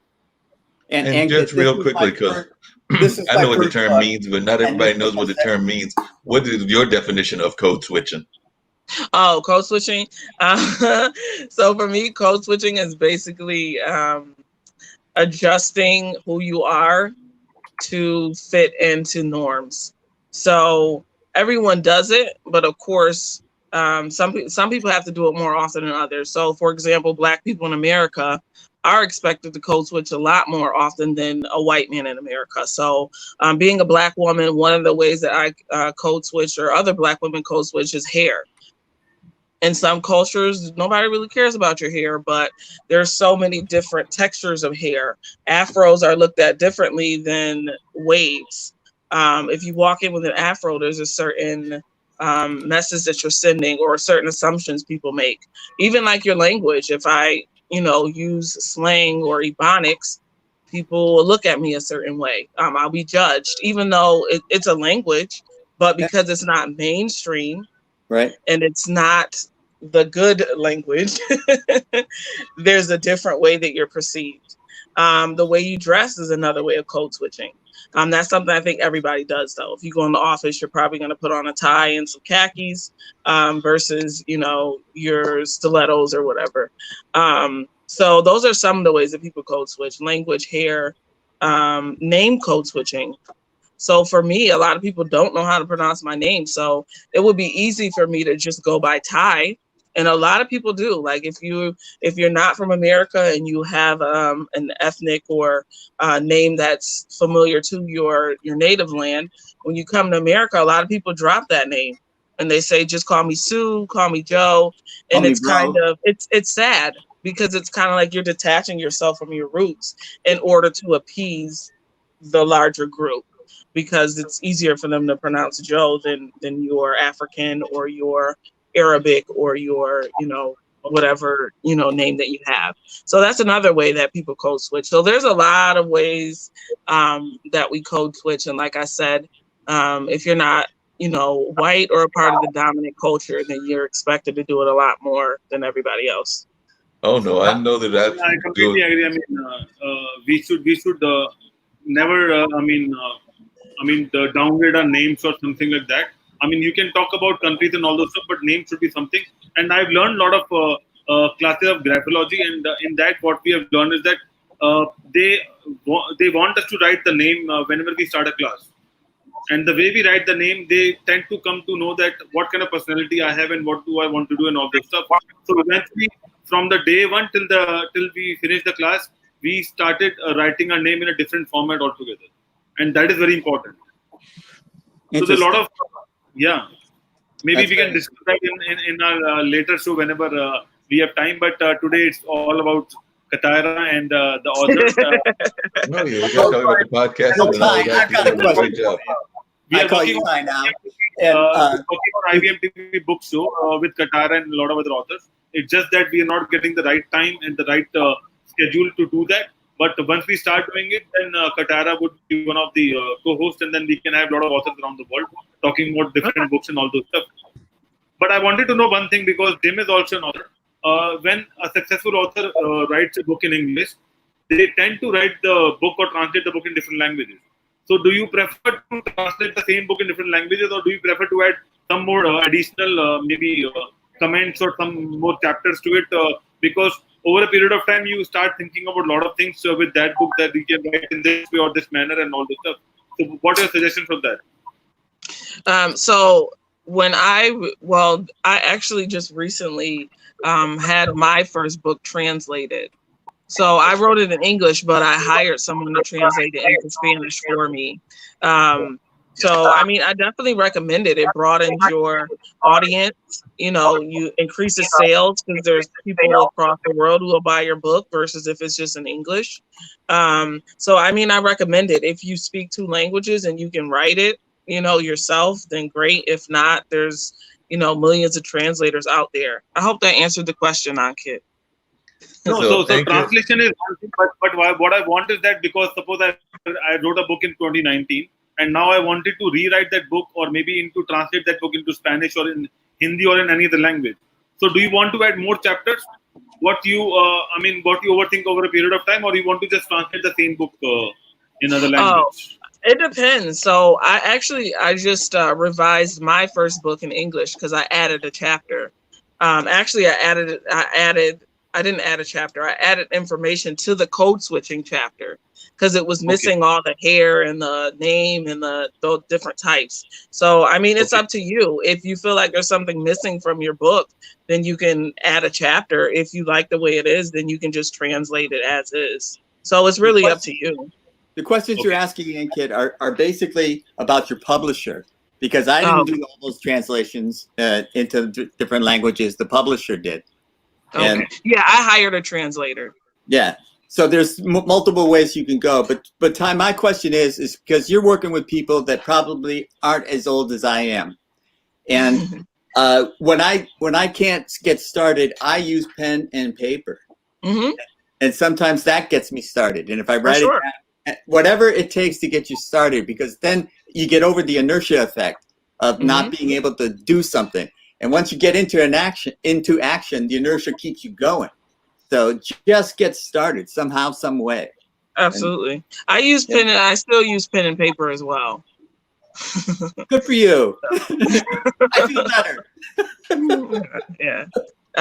Yeah. I think, I mean, like you said, you have to find what works best for you. And another thing too is journaling. Journaling can help too. Because not everybody who writes wants to publish. So maybe you just want to write for yourself. You can just get a journal and do that. And then maybe later you'll change your mind, and then at least you have something to go back to, and you can pull information from your journal. That's such good advice. I agree. Yeah. Yeah, because, just writing it. Go ahead, Ankit. Sorry. No, that's fine. So, Katara, there's one more thing. I mean, so suppose Jim wants to, want you to help write a second book. Now, Jim is in California, and they are targeting a different audience. Okay, maybe suppose they're targeting Irish audience. So now, do you think that if you as an editor, you should know about all those audiences and all those cultures before writing that book, or it generally, you just translate whatever Jim's emotions are and writing a book, or maybe just editing the book? What do you think about that? Because sometimes it's more about culture. It's more about, so suppose I want you to edit a book in Hindi, or maybe for India. So you should know what I'm talking about. You should understand the culture, then only you'll be able to edit the book. So what are your thoughts on that? Yeah, I definitely agree that there should be fact checking. So if you're writing a nonfiction book, or I'm editing a nonfiction book, and they're talking about a culture or a place or a history that I'm not aware of, I definitely like to fact check and research to confirm it. You want to make sure that whatever you're publishing is true, especially if it's nonfiction. So yeah, I would definitely recommend that. And then I always have a conversation with my clients as well before I start working to make sure we're a good fit. I do a sample edit, and then we have a free phone call consultation. So I can just ask, is there anything else I need to know about this culture or this history? Anything you feel is missing right now? So I always just have that conversation so that I can, get more information. And also, What whenever we're you doing as a society with fact checking, because it seems as with Twitter and everything else that we've gotten kind of fair and loose with the fact checking. So I just wanted your opinion on that. Alternate facts. I still go to the library and take books out. So I'm, pretty dated. Well, maybe that's not a good word. Old school. I don't know what word. Yeah, we'll say that. So that's what I do. And then when I do fact check online, I always search edu versus .com, because edu is much more. I took a library class undergrad, and that's one of the things I learned, that because .com is kind of like anybody can make that, but if it's coming from .edu, .gov, and then third .org, it's more likely to be reputable, correct, accurate, things like that. So if I do an online search, I make sure that I'm looking at the .edu, .gov, .org, sometimes .com, but I focus on those three because those are the ones that are the most reliable. Well, so Tyra, I just wanted to ask Tyra a question. Are you saying that everything on the internet is not necessarily true? No. I think that's what I'm saying. I think so. I don't think all of it's real. Don't buy the Bitcoins, Lynn. How much do you trust Wikipedia? Yeah, I don't use Wikipedia because anybody can go in and edit it. That's true. You have to double check. So if you go there, then you want to back it up with, like I said, .edu, .gov. If you can talk to the person directly, obviously that's awesome too. But I don't use Wikipedia. But Ty, how do I get your how do I find your podcast? Anchor.fm. I can put it in the chat. /editor knows best. So it's on the Anchor, but it's on iHeartRadio. It's also on Google Podcasts, Apple. So it's on different channels, but it's the main publishing agent would be Anchor. So I'll put that in. And I hope it will be live on IBM TV soon as well. Yeah, me too. So yes. She's gone. Oh, we lost her. There might be something, some network issues. Well, it's that whole Rochester thing, Yeah, I was just going to say that. They must have just finished their one good day of weather up there, and now, my son, when he went to school there, used to say that school ought to be from April through October, and then Rochester, everybody in Rochester should leave from November through March. Right.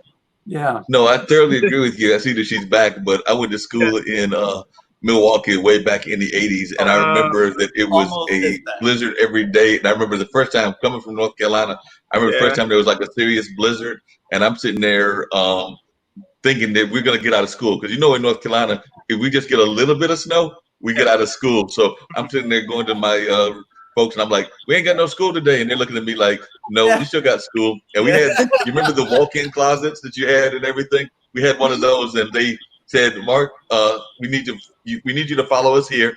And they followed me over there to the coat section. And they said, you see that big coat your mom sent you? There's a reason. Put it on. Put all the galoshes. We got class. I don't care if there's 10 inches of snow on the ground. I can't think of a college in Milwaukee. What college is there in Milwaukee? There's this college called Marquette. There's actually two colleges in Milwaukee. There's UWM, which is the University of Wisconsin in Milwaukee, and then there's the college that I went to, which is Marquette. We actually changed our name. I know we talked about name changes, and sometimes in conversations, like the Redskins are supposedly going to change their name. When I was in school, we were the Warriors, and we still like to think that we have a Warrior mentality among our basketball players, but they did have to change the name to the Golden Eagles. So we are now the Marquette Golden Eagles. That's all I know. But Stanford was the Indians, and then they became the Cardinal. Yeah. But my mother-in-law still had Indians gear. Go ahead. I'll bet that Okawuchu. Did I say that correctly? No, Okachukwu. Okechukwu. Okay, let me Okechukwu. pronounce it the real African Okay. way. Okechukwu. One more time.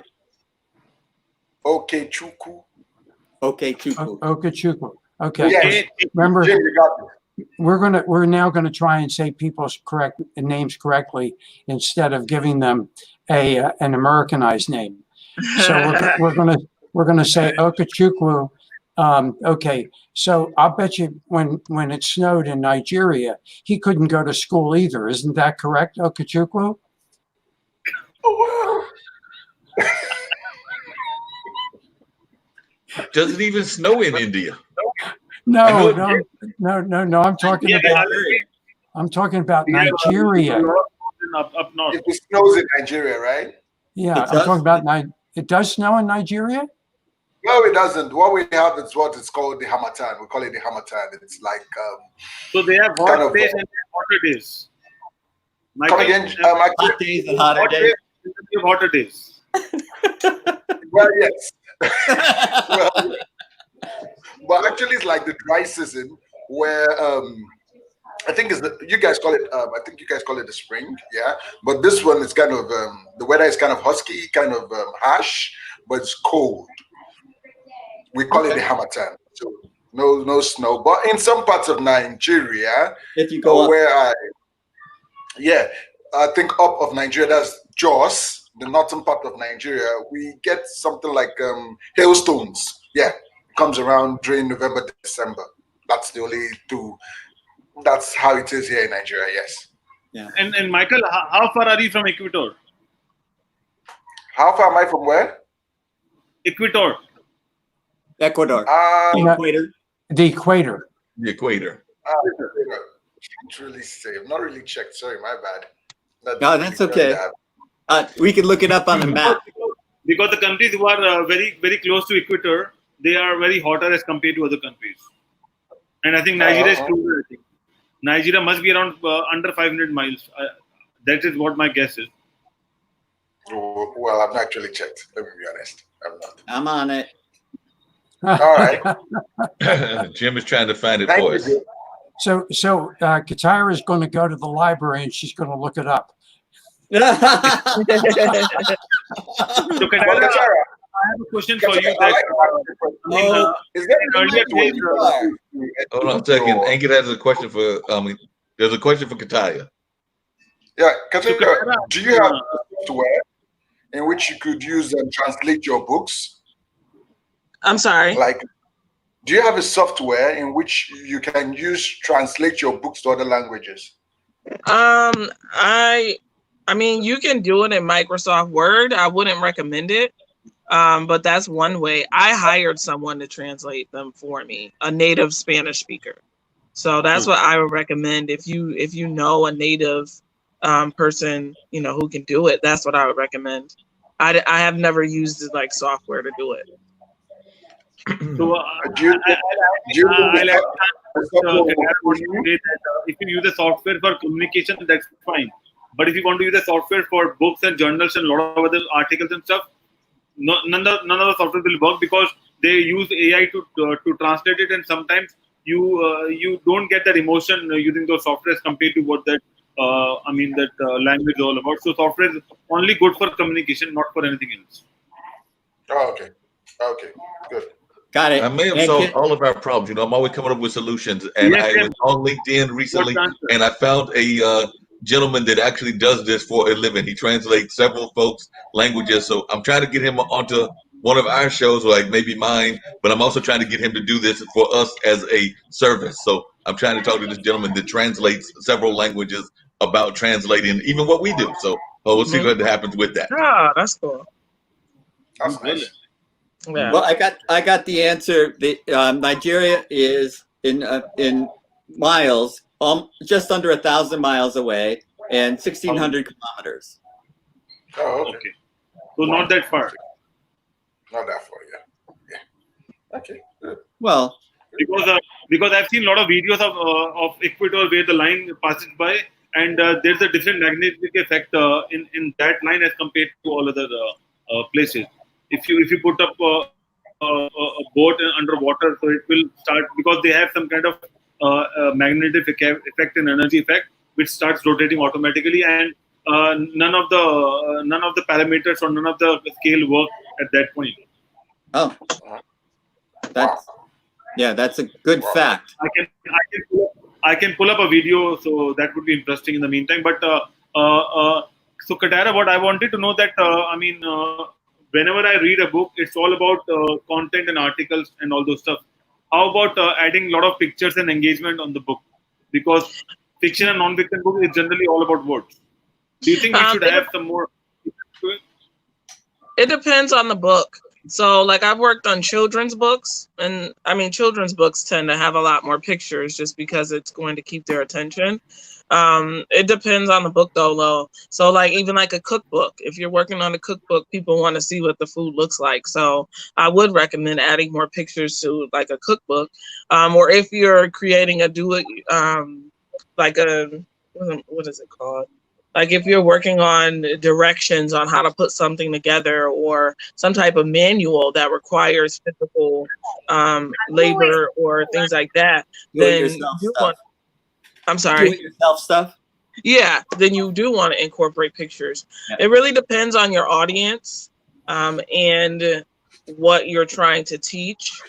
And, you know, that determines whether or not you need a lot of pictures or not. Well, you know, you sound like you really know your stuff. And how did you get educated this way? How did you get to be where you're at? Well, I started my business. It's called Love for Words. It's an editing boutique, but I started it in 2017. I have a friend who's a publisher, and she was looking for an editor. So I did a sample edit for her, and she was thrilled about it. And she started referring me to her publishing clients. So then I was like, well, I started writing poetry when I was in middle school. I've always loved reading and writing. So editing just came naturally. So I decided to start the business. And in the beginning, like I said, I go to the library, I take out books. I learned about the different types of editing. I have done research about editing certificates, which I plan to obtain in the near future. At least one editing certificate, but mostly just self-learning, self-taught. Right. Videos on YouTube, talking to other editors, being an author myself, pulling on that experience, knowing what it's like to write my own book and using that to connect with my clients. I'm also joining different, like there's a lot of Facebook groups for authors and writers. So I'm always in those groups looking for opportunities to connect. I can't really say I have a particular mentor, but there are a lot of authors that, you know, I've read and that I follow on social media. And then of course, the most important part is talking to my clients. You know, were you satisfied with the services? One of the things that I did wrong in the beginning is that I didn't have a conversation with the clients up front. And I ran into a couple issues that way because neither one of us knew what to expect. You know, they would send me the manuscript, I would edit it, they would get it back, and they'd be like, this is not what I wanted. And I'm like, well, you didn't tell me what you wanted. So, right. So after the, you know, a couple of experiences with that, I implemented the consultation up front. So there's a form that you fill out online to tell me about your project. Have you worked with an editor before? Is this your first book? What is the genre? What struggles do you want me to focus on, etc.? Then I take a look at that. We have a call and talk about it. And then I do the sample edit. And then we decide if we want to work together. You take a look at the sample edit, and then we make sure we're a good fit. So that's one of the most important lessons that I've learned, is making sure I'm working with clients who are a good fit for me, and also clients who feel that I'm a good fit for them. Because obviously everybody is not my client. There's clients I choose not to work with for whatever reason. And then there's clients who choose not to work with me. And that, I mean, in the business world, you just can't take it personally.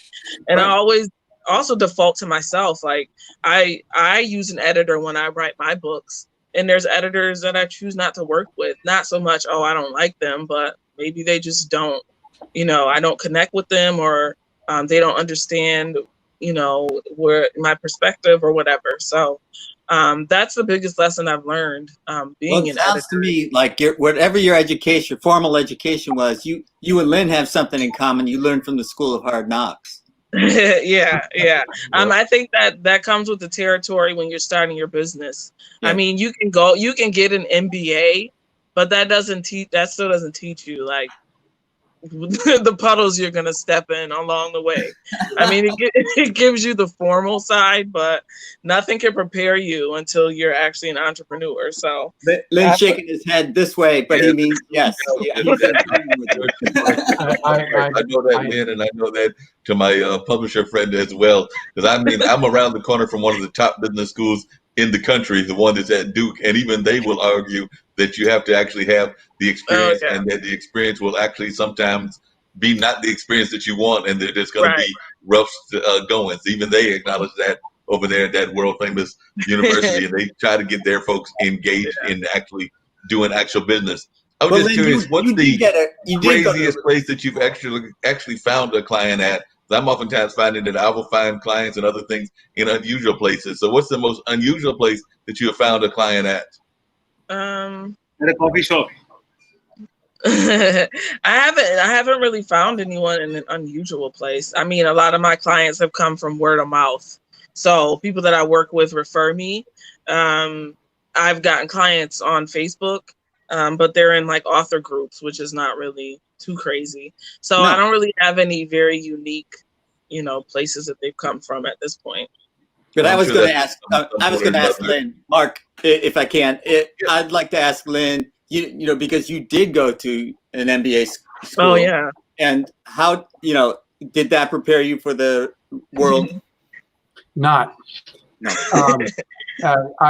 I went to Wharton for a master's, and people considered Wharton to be one of the top 3 or 4 schools in the country at the time that I went.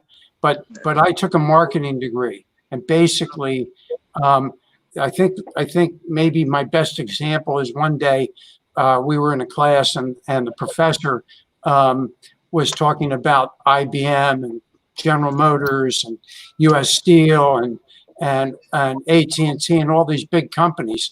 And I said to him, Dr. So-and-so, I said, a lot of us here want to be involved in small businesses when we get out of school. Would you mind spending a day or two talking about small businesses? And his comment to me was, well, we talk about it every day. And I think a bunch of us sort of looked at each other and we couldn't figure that one out. And I said, would you mind explaining it? And he said, oh, it's exactly the same as big business. It's just smaller. Wow. Now, yeah. So that probably is indicative of what the marketing department was at Wharton when I was there. In fact, actually, but that's okay. The finance department earned its reputation, deserved its reputation, but that was the finance department, not the marketing department. Hopefully it's better now. I've got a story similar to that you might get a kick out of since you told that one. And this was actually a physics class, and I do not claim to be the greatest scientific mind of all, but I remember there was a young lady from Laos, and she was teaching my physics class when I was in physics, and she put out this large, complicated formula in the physics formula, and she put all of this information down. And I want you to imagine like these kids that are like between 14 and 15, and she gets halfway down to the formula, and all of a sudden she turns around to us and she says, oh, by the way, I'm not sure exactly that this formula is right. And we're all sitting there going like, wait a minute. Because we've been steadily writing down the formula, writing down all the information, and then all of a sudden she's telling us that she's not sure that she's right. Wow. Yeah. Well, that's actually, every professor should say that. Yeah, that's true. Yeah. So Gadara, I have one more question that, that nowadays it's more about digital books and like we have Audible and other platforms. So would you prefer to have a book written by hand, or would you prefer to have a digital book now, maybe in future as well? I'm sorry, I missed that. Would I prefer? So would you prefer to write books Audible or publish it by an author, or would you go to Audible and publish the book there as a digital book, a voice book? Okay, you're saying audio versus print? Yeah.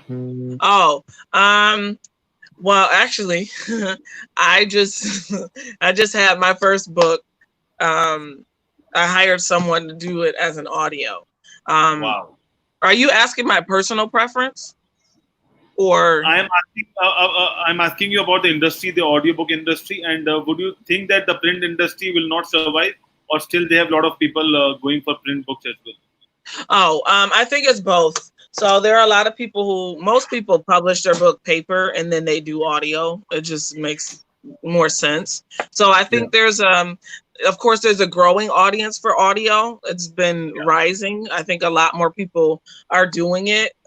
You can listen in your car, you can listen anywhere. So it's great access, but I think print books will always be there. I think a lot of people still love the feel of a book and turning pages and using a bookmark and things like that. So I recommend authors, definitely have paper, and you can do audio. There's no harm in having both. Both. But I prefer print books.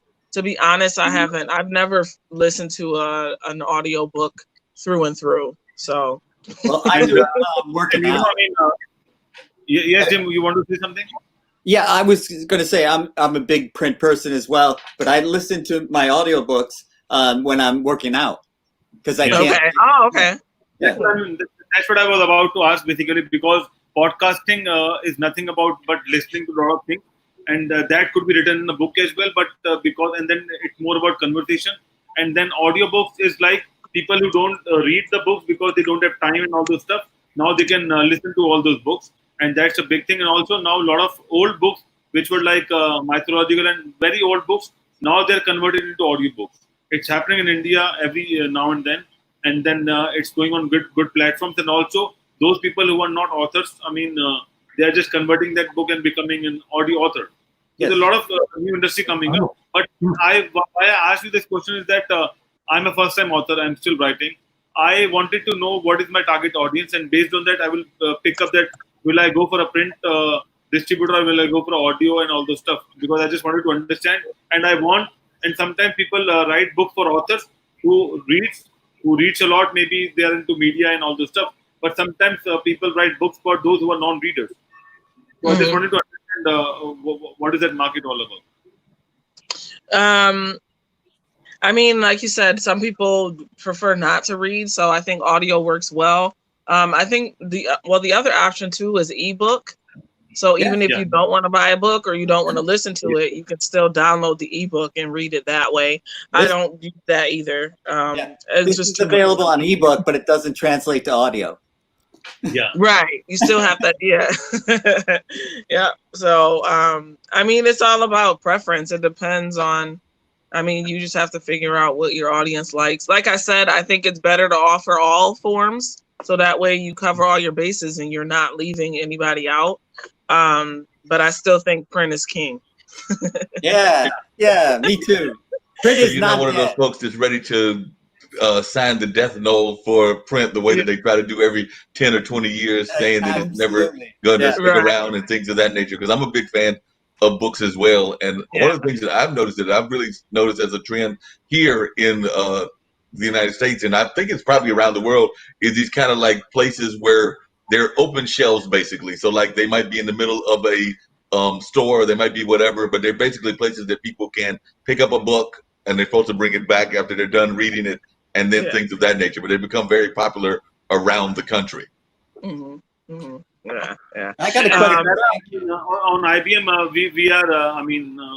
I can just predict that from author to a podcaster to an editor, and now the next line is distributor or publisher. Do you think you would be a publisher soon? I don't know. I'm working on the anthology. It's a lot of work, so I don't think so. We all are ready to help you out. We all are ready to help you out. If you want to do that, we're ready to support. I have done both. I have also been a publisher of books. Okay. It's a very different experience. It is. Yes. I have publishers who I refer everything to, and they do all that for me. Yeah. Like I don't want to well. I don't want to do formatting. I don't want to do. Yeah, that's not my specialty. I'll pass. Right. But I did have a question for Ankit, because I downloaded something on my Audible, and I wanted to know how to pronounce this. It's Bhagavad Gita. Bhagavad Gita. Bhagavad Gita. It's one of our holy books. Yes, it's on my audio. Wonderful. I'm not going to read it, but I will listen to it. Wonderful. So Bhagavad Gita is our holy Bible, and I mean, whenever we try to do something, so we just put our hand and say that we follow all the rules of Bhagavad Gita, and we won't lie and all those stuff, and then we start doing a lot of things, and it's one of the purest what we have in India. Yes. I've always wanted to read it, and I've never got around to it. So now at least I can listen to it. And before I think Lynn, Lynn left. I was ready for Lynn to write his own book. Huh? I was ready for Lynn to write his own book. So I was waiting for Lynn to tell us about the book. I was about to ask Lynn actually that how about a book at Lynn 76, something like that, and also we can have a platform like Dollar Books, where we can have a lot of books from different people around the world. Well, I will tell you one thing, that this is the way Lynn gets published. He's got to write his autobiography, because Lynn won't sit down and write it himself, but he can talk to somebody who can write it down. So, no, I'll tell you, if that idea, if we can work on that idea that people would like to, do their autobiographies, and Katara can help them out. So they will just, meet like 10 meetings, and then the book is ready, something like that. Basically. I'll interview Lynn, and then I'll have Katara edit my writings, and then publisher. So do you think that Lynn could be the first book, and then we can have a lot of other books like that? That in 10 meetings we can have the book, ready for publish. Oh, sounds like a great idea, but I think we lost Katara because she said she has to log off and be safe. So. Definitely. But I like that idea. I have to log out, but it was so nice speaking to everybody. I'm sure I'll be on soon. Such a pleasure to have you on the show. All right, thank you. Thank you. Really enjoyed having you on the show. Just real quickly before you leave and everything, I'm wondering, do you think that we get enough of the oral storytelling? Because that's one of my things. Is I think that we lose too much of our communities, and that's around the world, because we don't communicate enough and get those stories, and then they disappear, and then the stories are lost. Yeah, no, we definitely need the oral. Now with technology, the beautiful thing is that we can record it. We can record that story, and then it goes all over the world.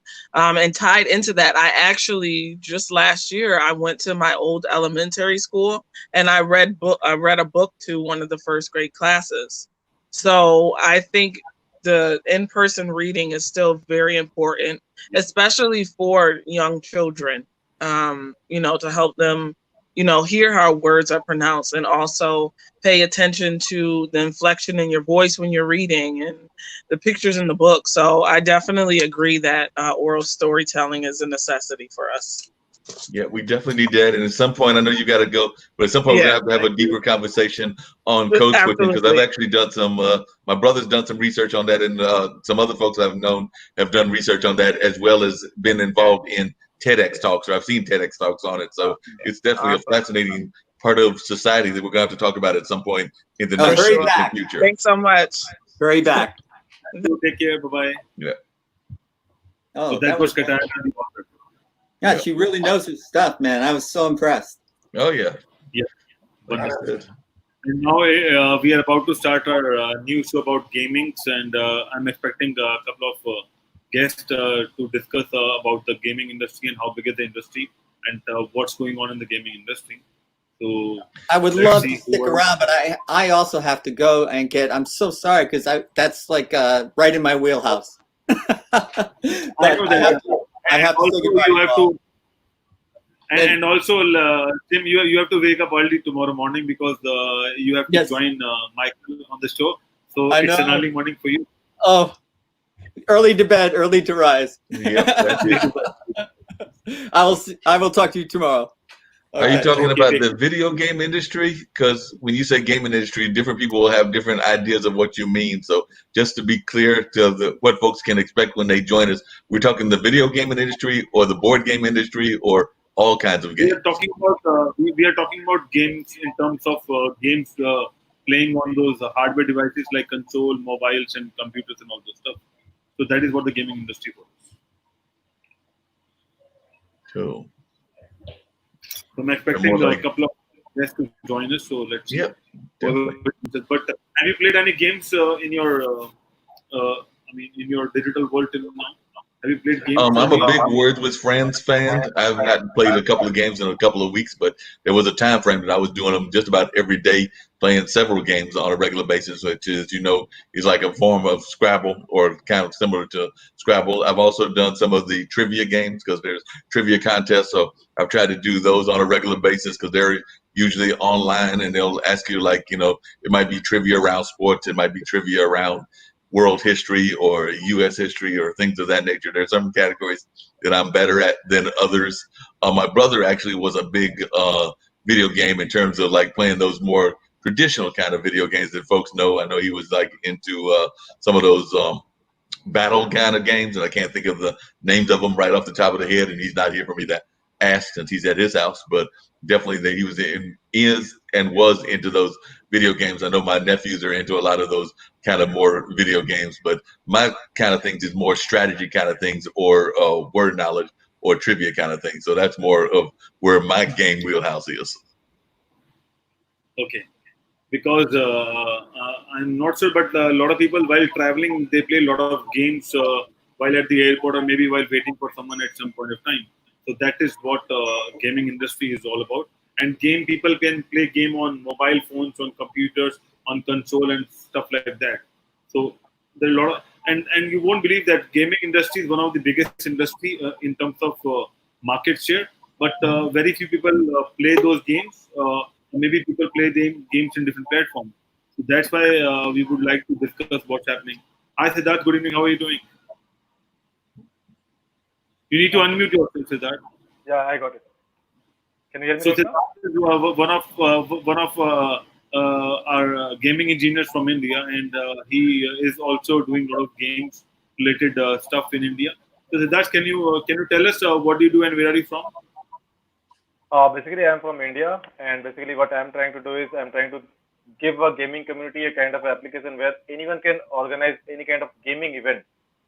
Especially, it can be offline like cricket, badminton, or anything, or it can be online. So that kind of a thing which is I'm trying to develop. The logics are behind like how will the league matches will go and or other matches will go.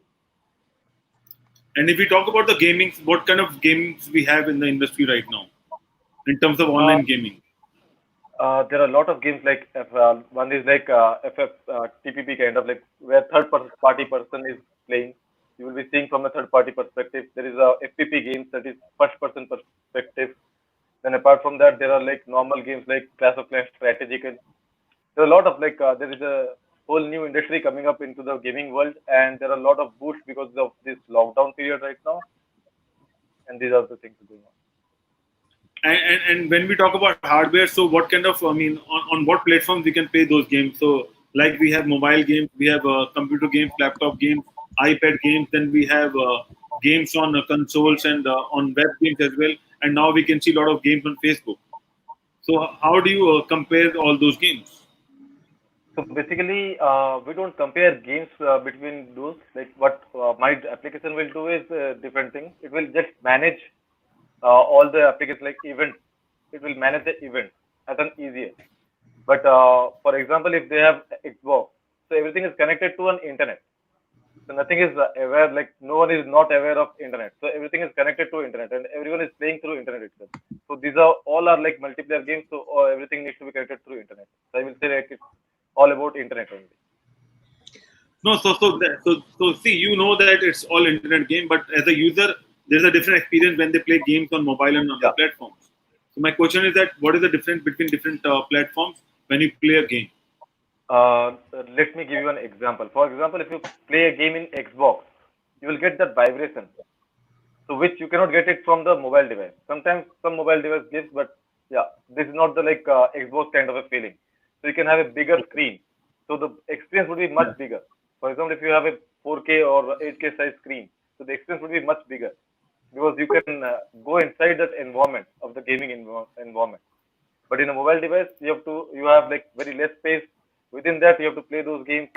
But mobile is much handier, so that is another easier part. And I would like to welcome Arijit as well. He's joining us from Kolkata, India. Arijit, we have Siddharth joining us from Siddharth. Which city you are in? Hyderabad currently. Hyderabad. So Siddharth is from Hyderabad. Arijit is from Kolkata. We have Mark Lee from Durham, North Carolina. Durham, North Carolina. How you doing? I'm over here in Durham, and actually, there's a real active gaming community here in the Raleigh-Durham area. I know there's a number of gaming companies that are based here in the Raleigh-Durham area and things of that nature. But I was just wondering, for those that are listening to us for the first time, what do y'all see as the number one kind of games? Because I know there's a lot of like the battle games, there's the strategy kind of games, but what do you see as like the number one games that are out there now globally? Currently, PUBG is going on globally. Another is Clash of Clans in strategy part.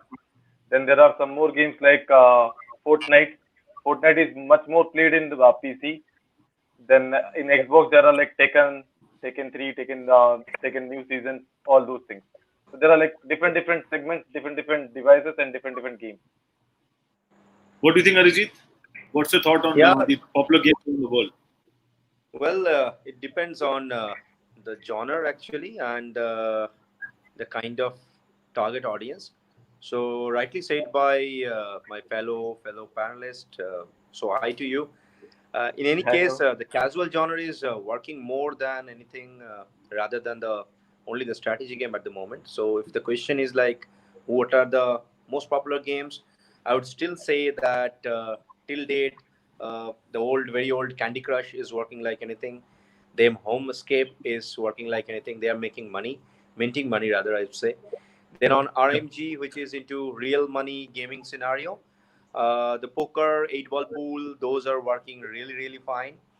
Regarding the action-based game, if you look at the high-end games, certainly the Final Fantasy series till date is rocking in the world. It's like, really churning money. If you're talking about popularity, of course, PUBG is working very well. Of course, the Free Fire.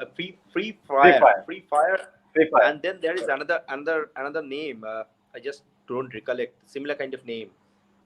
Sorry, Cyber Hunter. Yes, Cyber Hunter. Because one of the other things that I've noticed is that a lot of the gamers are, because it's a global industry, because there's so much going on in the world, and there are a lot of folks that are getting really caught up in the electronic games and things of that nature. In my mind, a lot of times it conquers the language barriers. Because I know that my brother actually made good friends with somebody from New York, but he also made friends with somebody from overseas that he hasn't met because they were playing the game all the time. So they knew the language of the game, even if they didn't know each other's language. Correct. And so I just wondered, what are some of the popular companies that are out there that are doing really good gaming work in your mind? Like I said, I know that there's a couple of companies that are based here in the United States that are doing some great gaming work. I know there's some in India, but what are some of the companies that are doing great gaming work in y'all's opinion as gamers? Popular game for this. Yeah, one thing would be like over here, Clash of Clans is one of those. Then apart from this, because we do talk a lot of strategies, even we don't know about our languages, we show them that put over here some kind of all those soldiers put over here or here, because we know the soldier names and we know the base names and all those things. So depending on that, we talk. So we might not know like what he's writing, but we can guess like, okay, he's attacking the clan and we have this kind of a route. Apart from that, PUBG, Free Fire, Fortnite, wherever we are talking a lot, over there we are learning a lot. Then apart from that, I can say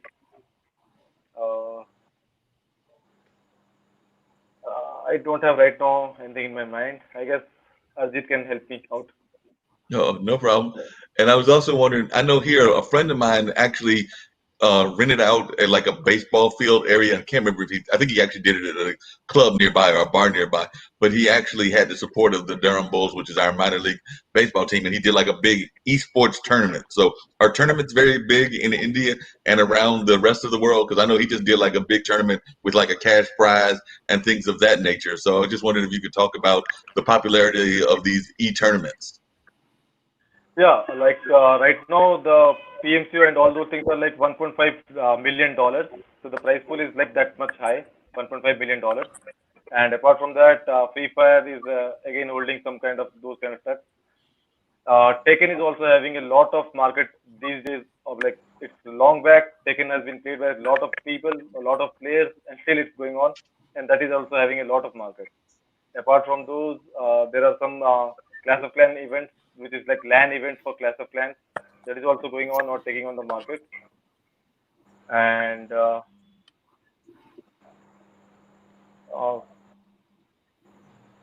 casino, like for money marketing, like, events are not making it. Arijit, what do you think about the e-game leagues going popular? Because one of our new or one of our panelists who will be joining us soon, he's from New York, and they do a lot of e-baseball games, and they have leagues, and they have tied up with those clubs who are part of those baseball leagues who play games. So how big is that ecosystem in terms of e-league? So in India, honestly speaking, it's picking up. It's not that big yet. If you compare that with China or any other Asian country like South Korea or Japan or Taiwan, those guys are more mature than us. It's picking up slowly. One of the main reason is in the suburbs area, we don't have great internet yet. Even though we talk about a lot of internet-based, gaming things and all, but till date it's not there. That's one of the core reason. And if you talk about esports during this pandemic, it increased like anything. But actually, I think a week back or maybe 1.5 weeks back, we were discussing in another show regarding how to retain those gamers into your esports league. So retaining the users will be the challenge rather than getting new users. Making money till date, if we consider Indian ecosystem already is making money. It's already in profit stage. If you look at the RMG, frankly speaking, the ecosystem that we have is profitable just after 6 to 6.5 months. So people do love playing 8-ball, playing rummy, poker. So if you look at India, the Indian market is a mixed mode kind of market. So you have those kind of people who are not serious gamers, who are like, usual people, office going guys, love to play Ludo, chess, stick cricket, stick football, stick basketball. And when you look at the other side, we have professional gamers who would love to play proper 3D simulated games. And there are a couple of organizations who are actually trying to build an ecosystem on the top of cricket, which is one of the most popular game, at least in India. And certainly we are trying hard to make another kind of ecosystem, which is mainly into serious gaming. That's actually picking up very well, very fast. But as per my opinion goes, like India got a lot of great gamers, but somehow we lack a lot about India-made games. I mean, we don't like to play India-made, Indian culture-based games in India. But somehow those games are becoming popular out of India. That's how the ecosystem is working at the moment. There in India? I was just wondering, is it real popular? 'Cause I know there was a time here that it was real popular to have the game show games, like Who Wants to Be a Millionaire, Let's Make a Deal, and those kind of games. So I was wondering, are those kind of games popular there as well? Because they were like the video version of the game that you would get on your phone app or whatever, and they were very popular here for a while. Yeah, of course, yes, that's popular as well. Of course. Okay, so y'all get real popularity with Who Wants to Be a Millionaire and Jeopardy and some of those other games that are based on game shows here in the United States. True. Yes. And the future lies in the augmented reality based games, which is coming up and picking up very fast in India. It doesn't need any kind of glass. It doesn't need anything. You just have your own smartphone, you can start playing a multiplayer mode augmented reality game. That's picking up very fast, very fast. Yeah, because I've got some friends who And work in the augmented reality we have, field, and they've talked about how that's going to be real popular because it adds to the sense of what's going on. The whole augmented reality of actually being in the place. So, like, if you're in, you feel like you're in the studio if you're actually playing one of those game show games, or if you're going on a tour of, say, the Rocky Mountains, you feel like you're actually there. So you actually get a feel for the environment. So I agree that that's going to be really interesting to see how that picks up. But I'm thinking that I was wondering globally, do you think that there's been an increase in gaming? Because I know that, yes, we can't go to the physical places of esports, but I'm thinking because everybody's in their home, a lot of people are picking up the apps and downloading the apps and trying to find, for lack of a better term, time killers while they're sitting at home when they're not doing their day job. They're trying to find something to get their mind off of the whole crisis that we're in healthcare wise. So are y'all both finding that people are downloading more games in terms of actually being involved in that aspect of the gaming industry? Because I agree with the gentleman that said esports is going to be difficult because you got to have that physical distancing. But I'm thinking that people are going to pick up like the old fashioned board games and also pick up the old video games and things of that nature. Yeah, it increased like anything. You know, I'll give you an interesting fact. When you talk about gaming, we usually feel that it's only for youngsters. But globally, it's a scenario that you'll find aged people who are more than maybe 60, 65. They love to interact with their maybe some kid or maybe some of their friends, school friends, college friends.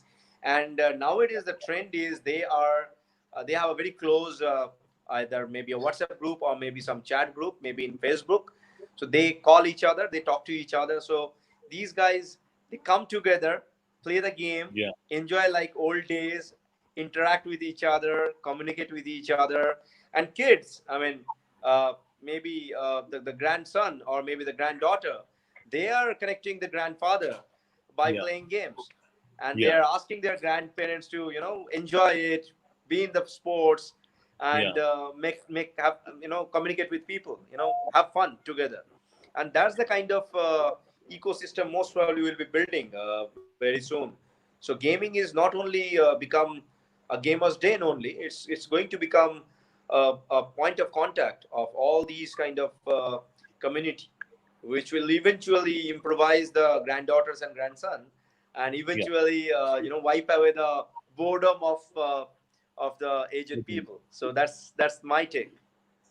Yeah, no, I agree with you, because one of the funny things that learning as well, where kids can learn a lot of things through games as well. It's not just about war games or maybe going for a race game, something like that. And we have Sasha with us, and Sasha is having a website called chessstars.com, and people come and play chess on that website. But as per the Sasha and as per the chess community, they have a website called chess.com where I think there are 30 million paid subscribers or something like there who comes and play game on those websites. And then there are multi other websites about chess, because chess is something which picks up like mobile game since early days. It's one of the early sports which started the e-game. And you know that one of our Sasha, what's her name? Jennifer Shahade. She was on a show. Yeah. So she was on a show, and she's a US chess champion as well as the poker champion, and she also is a brand ambassador of one of the bigger poker games called Poker Stars. Yeah. She's a brand consultant or something like that with them as well, and they talk about a lot of interaction and engagement around the world as well. But my question, Richard, is that how we can add more value to the current chess game. Suppose if we go to chessstars.com, and also whenever we talk about games, it's always about English language. So if we start multilingual, do you think that gaming industry will become much bigger? Of course, yes. Of course, yes. I'll tell you an interesting fact. You know, we always think, at least from India, the game developers, they feel that we should only go for English language. So it's not about the English language, to be very honest. Yeah. If you want to go proper global, I can take my example. Like whenever we publish any kind of game, if it is being published in some Asian country, we always go for that country's local language. That connects people. You know, the common guys, they don't like to speak in English. Now, when you go to Russia, Russians do have a tendency that they love their own kind of culture, own kind of color balance, own kind of language mode. So nowadays, if you look at the global publishers like Ubisoft or maybe EA, they are actually making games in multilingual way. The only core reason is they want to tap the local market. So the way to get the success is getting deep into the local markets. And another interesting fact, Ankit, you know, it's not about only the Play Store, like or maybe the Apple Store or maybe Google Play Store or Amazon or Alibaba. There are several different local app store which emerged during this pandemic time. Earlier it was like 300 and 300 plus globally. It recently became like 550 plus within the time span of 3 months. Is like, and they're offering amazing user base, great ecosystem which is completely local in localized language, and they are getting great response. So I think it's going to be massive. If you're making a game and that's in local language, it's going to be massive. It can connect people. The only challenge that I see is like when you chat, what will be your target server and target language? I think machine learning is going to play a lot of, implementation, improvisation into all these kind of communication. That's going to be there as well. Okay, and the other question was how we can improvise the chess game, because chess is a simple game where you just play a lot of moves on the on whatever device you are playing. But if we add some virtual reality or augmented reality to chess, would you think that that game become more engaging? Of course, yes. Of course, yes. Not only that, I'll give you something interesting. It's just an idea. If you're playing chess, why don't, say for an example, it's like you have normal pawns in front of you, which are common pawns, and then you have a king, you have queen, right? And that's how the structure is there. Like you have some different kind of characters. So instead of usual chess character, if you put that as a humanoid face using augmented reality, that is what I wanted to ask you. A lot of people. Yeah, you know?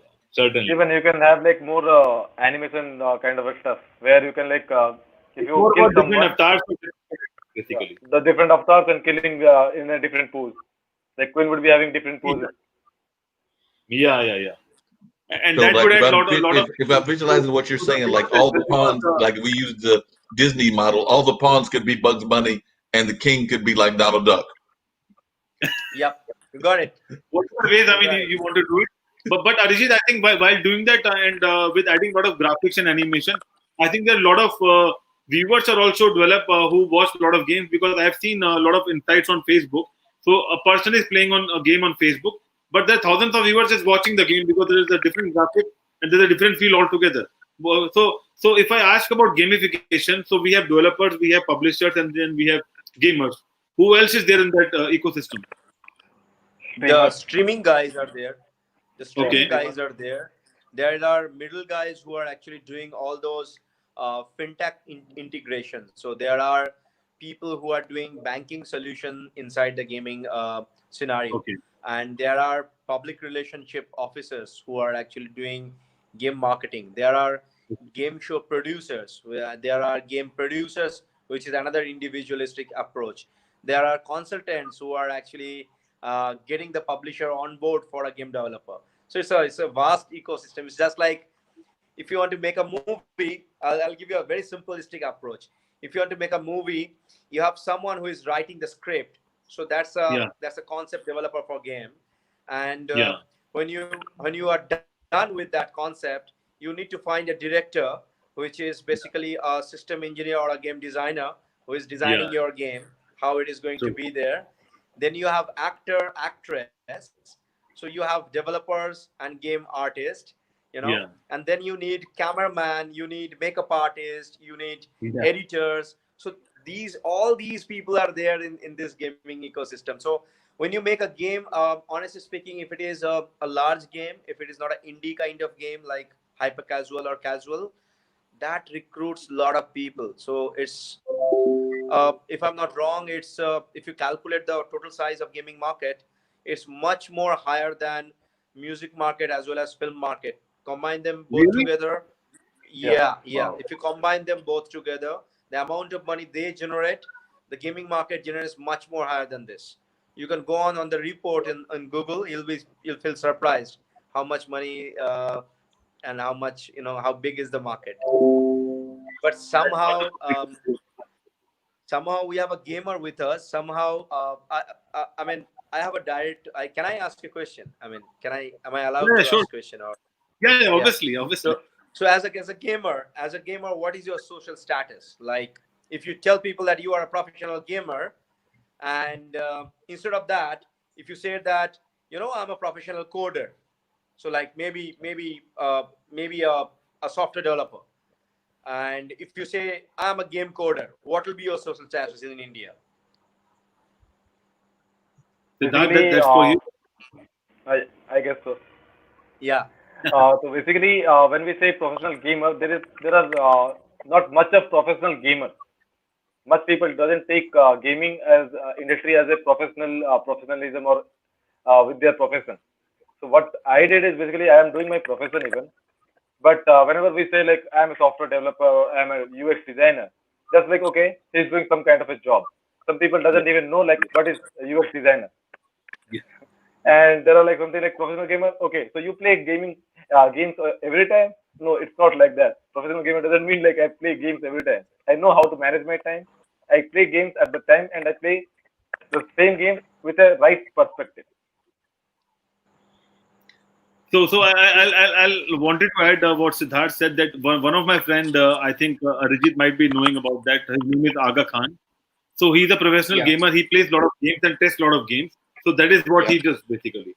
So people, company paid them just to test the game and just to make sure that everything is fine and from Right. start to end. So there are a lot of people who just play games and they get money out of it. I mean, they do a lot of other work as well, but that is something. So maybe we can call them game testers or something like that. I'm not sure about the correct thing. But I met a lot of people. But I met a lot of people who play games. Whenever they're traveling or whenever they are sitting idle, so either they listen music or they play games. But people who are very much into games, they just play games, and there are different levels of games. And then also the interesting fact is that my name must be Ankit on IBM or my official name, but if I go to the gaming world, my name is something else. So everyone has a different avatar or a different gaming name which they play for, and they have ratings and all those stuff. So that's a different world, a virtual world altogether, apart from what we used to have our real world. So what do you think? I mean, if we add a lot of other gaming console, like we have Xbox, we have Wii, and we have Google Gamings now, and then we have Facebook Gaming coming up, and then we have mobile games and all those stuff. So where are we heading towards with VR and AR and all those gaming consoles? Augmented reality glass. and then another thing coming up is like your motion gesture control rings. So there is a company based out of South Korea. They are actually ex-Intel. These guys, they have developed rings. If you put that in your two fingers in both hands, you can actually do the simulation. Like for an example, in the augmented reality world, it can control your gesture. You can do archery, you can play badminton, you can go for any kind of boxing or maybe martial arts. So there is a huge possibility that's coming up in the market actually. So instead of playing game on a normal PC or maybe a mobile, now people are more inclined about how they can do the movement. I mean the body movement while playing games. So that gives them an option to go for physical exercise as well. Imagine a situation, you are in a boxing ring and you're doing actual boxing using augmented reality, so then you need to move your body, you need to move your hands, you need to move your all the gestures and all. And there is I don't really remember the company name. There's a company who developed a AR based game called Game Dance, which is actually teaching you how to dance. So there is a teacher, and they are actually paid teachers, not AI, right? So she is using her own device, and the students, they are learning it using the holographic augmented reality world. So they can compare, they can match make, and they can learn it. The music is there, everything is there. In fact, yeah, today morning, Ankit, I would love to share this, how this world is evolving using gaming technology. Today morning around 4:30 a.m. I was having a meeting with one of the finest developers from California.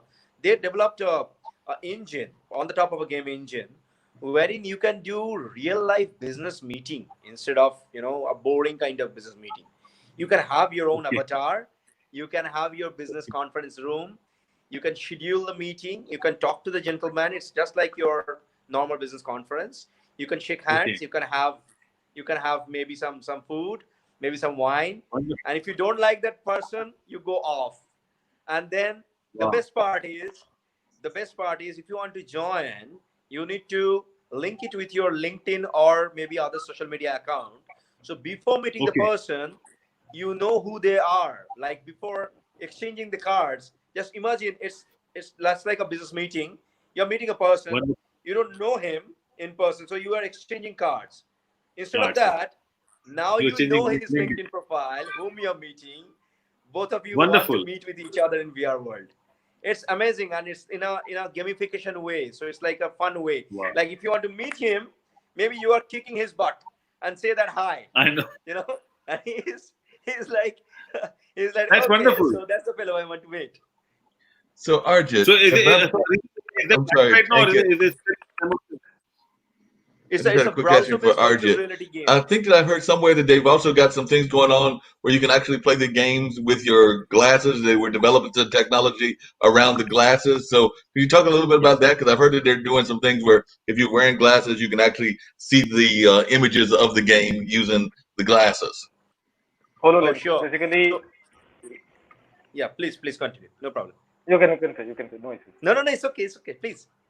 So basically, when I was working for Microsoft at that time, I found like they were developing something called HoloLens. Even like Google Lens are there. So what they are doing is they are having like 36 cameras in that HoloLens, and they can totally change the entire world in front of you. If you wear that glass, it can change the entire world in front of you. So you can imagine whatever you want, and you can go beyond that. It's like even you can like the HoloLens are that powerful that you can fix an engine by seeing those car and then tracking it all together and then checking out which part is broken. It's that kind of a thing. Wow. Super. Apart from HoloLens, although I don't know whether I should say this on a live show or not, but somehow there's an organization based out of China. They developed an interesting augmented reality glass. So it's like they developed a small chip. I'm really sorry. So it's a chip-based glass. You can attach it with your normal glass like this, So Okay. that will give you a flip on the top of your normal glass, which converts your normal glass into a AR glass. Acts just like your HoloLens. There is on the top of that, there is a projection system over here. So when you're interacting, it's actually projected in real world. So you can interact with objects, play with objects, move things and all. And I can share you another interesting fact. I was giving this information last year in Dubai. So the future is going to be like this. It's not a story. I'm just sharing you. So imagine you are driving a car and you have a smart glass, okay? And the smart glass is connected with your smartphone, which is connected with your health system. So it knows when you're hungry. It knows at 4 o'clock you need to have something, maybe a junk food. It can be a pizza, it can be a burger, right? So automatically when it is 4 o'clock, it will ask you, do you need a burger or you want to go for a pizza or you need something else? It will give you a choice. You say, I want to go for a burger. So the glass itself will search for nearby restaurant within 5 kilometers range, circle range. Once it gets it, it gives you a reply. I've got this such and such restaurant. Would you like to order? These are the menu. So in your glass, you are watching everything. So when you're blinking your eyes, it's shifting it, right? So you say, yeah, I want to go for maybe a, you know, cheese macaroni pizza on the top of that, black olives or so and so, right? And it says, okay, shall I put the order on? You're driving, right? You're not moving your hands. You don't have to tap anything. It's just talking, okay? And the glass says, shall I order? Is it final? You say yes. So you drive in, your order is ready, you take it, and then you drive off, or maybe you are consuming it. You're not paying anything, right? So what happened in the back end, that is actually connected with your blockchain-based connected server security system with your bank, which already paid the restaurant about your pizza. So when you're there, everything is ready. You don't have to think of anything. And that's where we are heading right now. And companies like, I mean, I can't name them, but the big giants, they are working on these kind of concept. And that's most probably going to happen within a year. Most probably you see the hardware is there in the market. That's where we are heading. Wow, and I that's think Arjit, amazing. whatever you are saying that if you watch Netflix, there's a series called Upload, and if you watch that Upload, it's similar to what you were saying because they are talking about technology which happens in 2050, and it's everything automatically. You just have to talk to your car and then do a lot of things just by talking and by understanding. And it's one of the best series. I'm still watching it. I didn't complete it, but What's the name? What's the name? Upload. Okay. Upload Okay. on Netflix. Okay. Okay. Yeah. Give me a So second. that is something in very interesting. And that is, see, according to me, gaming is because I'm not that good in gaming industry, but I play a lot of pool and poker whenever I get time. But not about, and why I don't play, because if I start playing it, I won't be able to do anything else basically. So that's why I don't want to get into that industry. But I follow the industry. I know what's happening, and I know Facebook is coming up with the big gaming platform as well because they're promoting it like anything. And today we have a Google conference which started today, and they talk about games and all. I'm a part of Google partner program as well, so they are talking about a lot of gaming as well. But what I wanted to understand, because see, you are people who understands the gaming industry, but for a general viewer, they wanted to know how they would start if they wanted to be on the gaming industry in terms of career, if they wanted to plan their career in that industry, and what are the rewards? I mean, if they join an industry or if they develop a game, or what are the route? I mean, what are the ways to go in? Or is there any course about where they can learn how to develop games or all those things? Or it's just about, working for those companies and then just, gradually grow forever? There is basically a whole kind of a, I can say, like for even for the playing games, there is a whole kind of a coach and all those players involved. There is a boot camp involved. Okay. So like there is a company called Villagers. Like I shouldn't name those, but there are a lot of companies similar to that. So what they do is like they pay money to the gamers. They will hire them, they will guide them, and they will make them play internationally. So apart from only the gamers part, now there are a lot of courses for game development of games, for 3D artists. So for all those things, there are a lot of courses. Even there are like a lot of colleges specifically only for games, for developing games and all those things. Either it might be a engine or it might be a 3D world or whatever. So to develop those, so there are a lot of courses. Yeah. What do you think, Arijit? What's your opinion? Well, I always love to have people who are from a very traditional logical background. If you want to become a game programmer, my suggestion is go for the common language like object-oriented language. Hop into the .NET technology like C# and maybe go for Python, and then hop into the game engine, which can be Unreal, it can be Cry, it can be Unity, it doesn't matter. So it's all about the logic if you want to become a game programmer. There's a big gap in India regarding game programmers. So we have hyper-casual coders, but if you want to talk about the serious game programming stuff, or maybe action, or maybe RPG, we hardly have people. So certainly there are colleges who are teaching perfectly on gaming courses. In fact, I personally developed 2 different university courses, which has been running for last couple of years, India and out of India both. Those are good. But if you are coming from a very traditional, maybe computer science background, it can be a normal BA background, doesn't matter. If you want to become a programmer, just go for the language, understand the logic, hop into the engine. There are multiple number of online courses available. If you want to become certified, that's different. If you want to become educated, go for this path, you know. And then if you want to become an artist, the best option is if you want to become a, maybe for your I'm just trying to think with terms which is not very technical, so that's why I'm thinking a lot. So like if you want to become, say, there is a good term, okay, let me be technical, sorry. So if you want to become an asset designer, like inside the game you want to make some BG, some objects, small objects, you know, maybe some UI, then the traditional usual course are there. You can join any college, or maybe you can go for an art college, understand the color balance. But most important part, you have to be a gamer. Until unless you are a gamer, you can't understand how to create asset, how to code, right? So those things are certainly there, and it's a skyrocket high career. If you want to join the industry, the initial basic salary can start from very low as an intern, but when time is up, like you are spending, say, a year in this industry, you can earn a lot of money, becoming a consultant, becoming a coder. You can start your own gaming company, indie developer. In fact, the best part is, you know what, I'll reveal that fact. I never ever revealed it anywhere, Ankit. It's just because of you I'm revealing it. My kid, he's 12 years right now. He knows around 5 different computer language. He developed 2 different games using Unity engine. So in some group, it has been highly appreciated, the way he is thinking, the way he is making game. So to become a game programmer or an indie designer game programmer, you really don't need to have very mature, like you don't have to become an engineer. A kid can do it. A kid can just do it. So like for, I know another kid based out of southern part of India.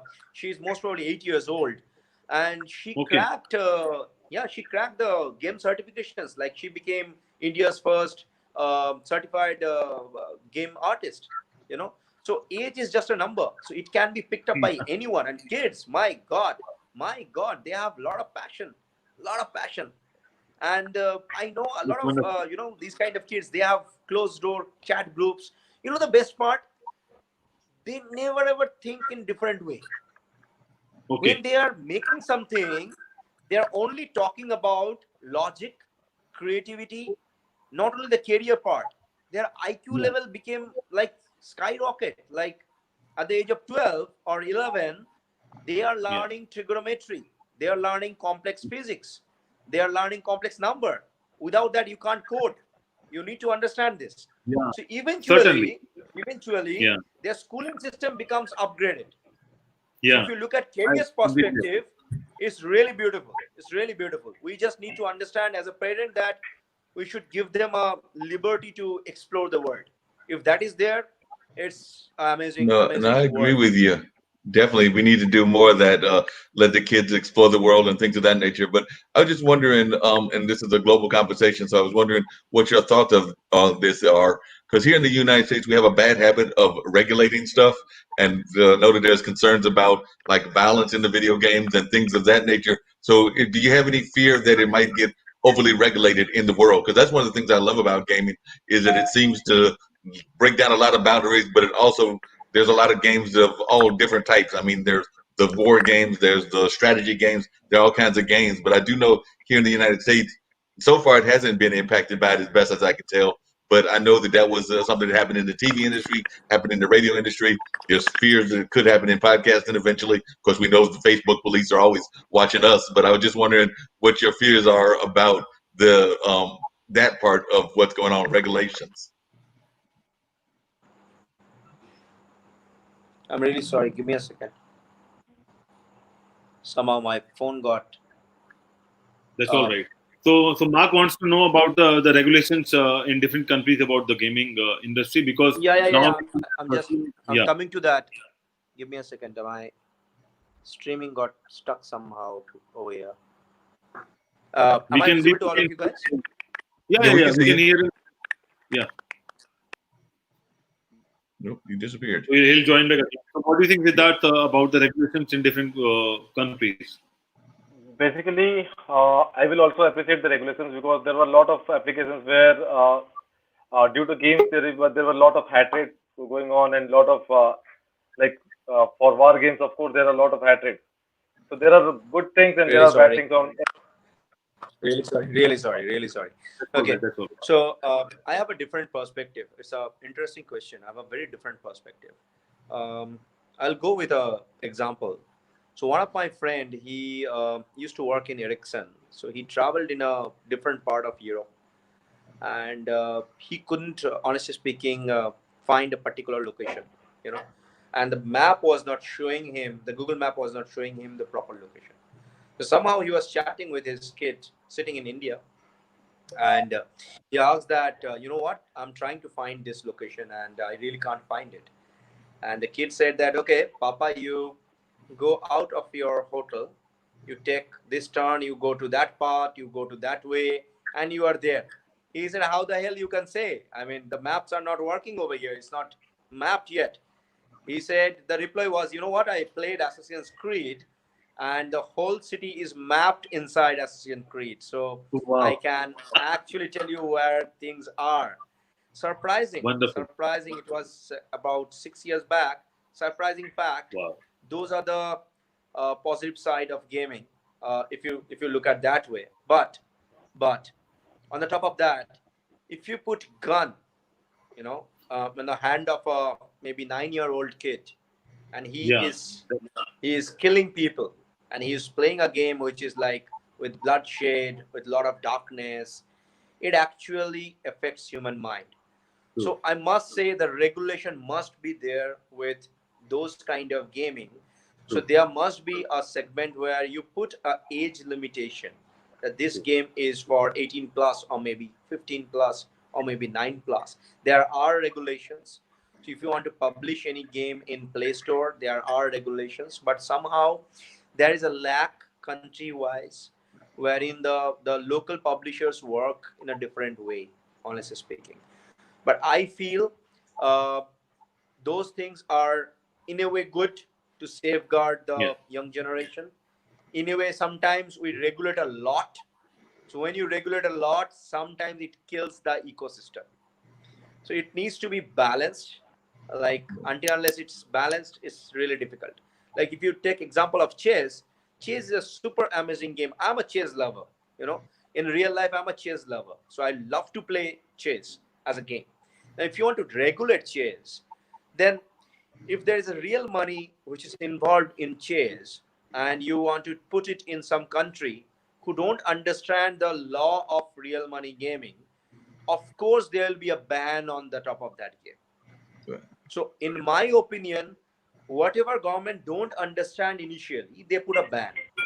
Once they understand it, they usually go for it. It depends on how we are making it and what is our approach. So I mean, that's just a personal opinion. But I feel we shouldn't give gun to a kid's hand. I mean, that's not good. Right. That's not really good. But Arijit, I think using the AI and machine learning and a lot of other stuff, basically, we can gamers can also, or the gaming producers can also regulate who is playing that game, because I think it's not that difficult because people are using console. So maybe you can figure it out that if a young kid is playing that game, so maybe there's a stage where they can't play the game beyond that stage. Something like that we can have it using face detection. That's possible, but today's kids are much more smart, much more matured than. Sometimes what they do, they will ask their maybe mom or father or maybe grandparents to come in front of the camera. So camera detects the grandparent and then they are playing it. So but what about some trivia questions or some engagement questions in between before they go from level 1 to level 2 and things like that? Maybe we can add a lot of things to make sure that we have those gateways, and if you cross that gateway, then only you move to the second level. And those gateways are more about a lot of other interesting facts. But I wanted to know one thing, because as you said that, and as what we understand, that gaming is a big industry. But why gamers or gaming industry is not being approached or not being talked in the mainstream media around the world? Because around the world in mainstream media, no one talks about that industry. And I've also visited one of the gaming cons or ComCon, I don't remember, in Delhi. which happened for the first time, and there are a lot of big gaming avatars who visited there in one of our, the place called Pragati Maidan, where we had that gaming con happen, I think last year or that. So I just wanted to understand why it's not covered by the mainstream industry. That gaming is also a big industry, and there are a lot of people follow those stuff and all those things. Mindset problem, human mindset problem. For an example, if you are playing a game, you are actually playing with 3D or 2D character. So when you integrate that 3D character with real life people, for an example, FIFA, or maybe our title based game, which is Fight of the Legend or Shaktiman, people are playing it because it involves real people. But maximum number of games, they have a virtual character. So as a parent, there is a gap of education for parents. They feel that it's cartoon, it's wasting of time. It is not actually adding any kind of value to the ecosystem or the growth of a kid, or maybe growth of the ecosystem. It's not adding anything, any viable stuff. So there is a big lack. But if you compare that, I always compare it with the media industry, frankly speaking.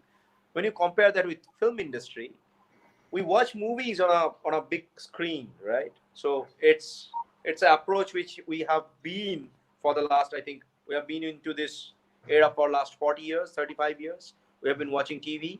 That's a traditional way. And then when you compare that with gaming nowadays got smartphone in your hand. So that's the reason it increased like anything. Earlier it was on PC and console, and the pricing of those consoles were really high. And when you purchase that, it actually belongs to the entertainment only for that single person. It's not for the family. So once you involve your family into gaming, then only people will realize the real strength of gaming. Then only they'll realize, okay, fine, this is an industry which involves tons of people, and there are ad givers. There are companies who are sponsors, who are actually sponsoring those games just because they have got huge user. Now, to promote your brand in one shot, one go, if you want to do it on a TV, maybe your ad is displayed for 3 seconds and people forget it. So you need to pump in money to give it a shot from next 1 year. But in gaming, it's different. If you're doing an in-game ad and you have got 1 million users who are playing it daily, so your ad is there for 1 million users each and every day, each and every time people are playing. So that's the reason people are pumping money. That's the reason people are making money, giving money, making it popular.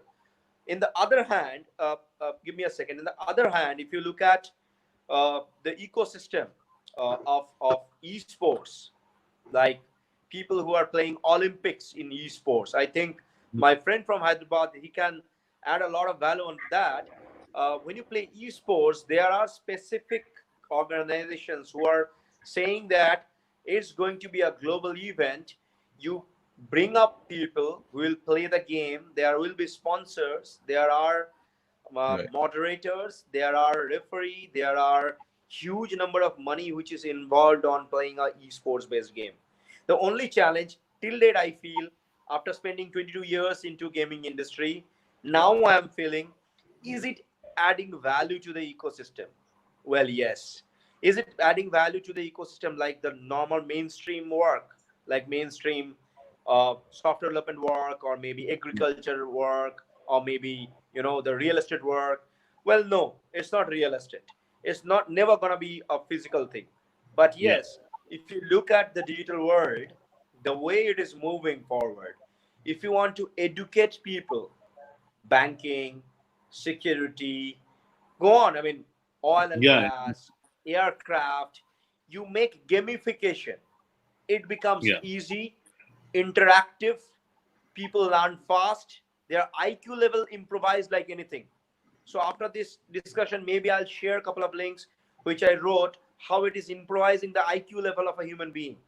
What kind of games are actually improvising IQ level? For an example, I can see, sir, he's running chess.com. Like, it is improvising IQ level like anything. Come on. I mean, you can think clear. You can take better decision. These are all neuro connected stuff. which somehow hidden in gaming world. So Yeah, I agree with nobody you. explored, nobody Yeah. said these are hidden.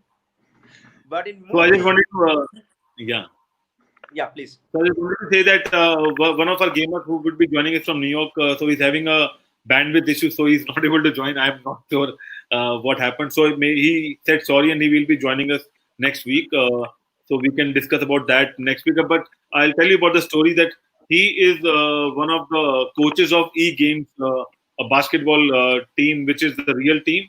And then they have a E League, and then he's one of the coaches, and he's one of a gamer as well. That's what he does. Rest, he will discuss more about himself, what he does and how he coaches and all those things. But Arijit, on the other hand, when he said that we can add a lot of value in terms of revenue and gamification and corporate value and all those stuff, but we still need to understand that I see gaming as engagement and as entertainment rather than professional thing, because you can play game professionally, but if you think about gaming as engagement, then I think you can add more people to be a part of the gaming industry, where a lot of people are still not playing games.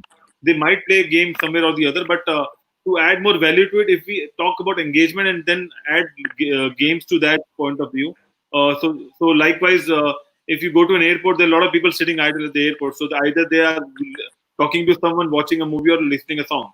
So if we can add some value to that gaming industry in the airport, or maybe likewise somewhere, and then they get some reward out of it, I think we have more audience to play those games. That's what I believe. Agreed.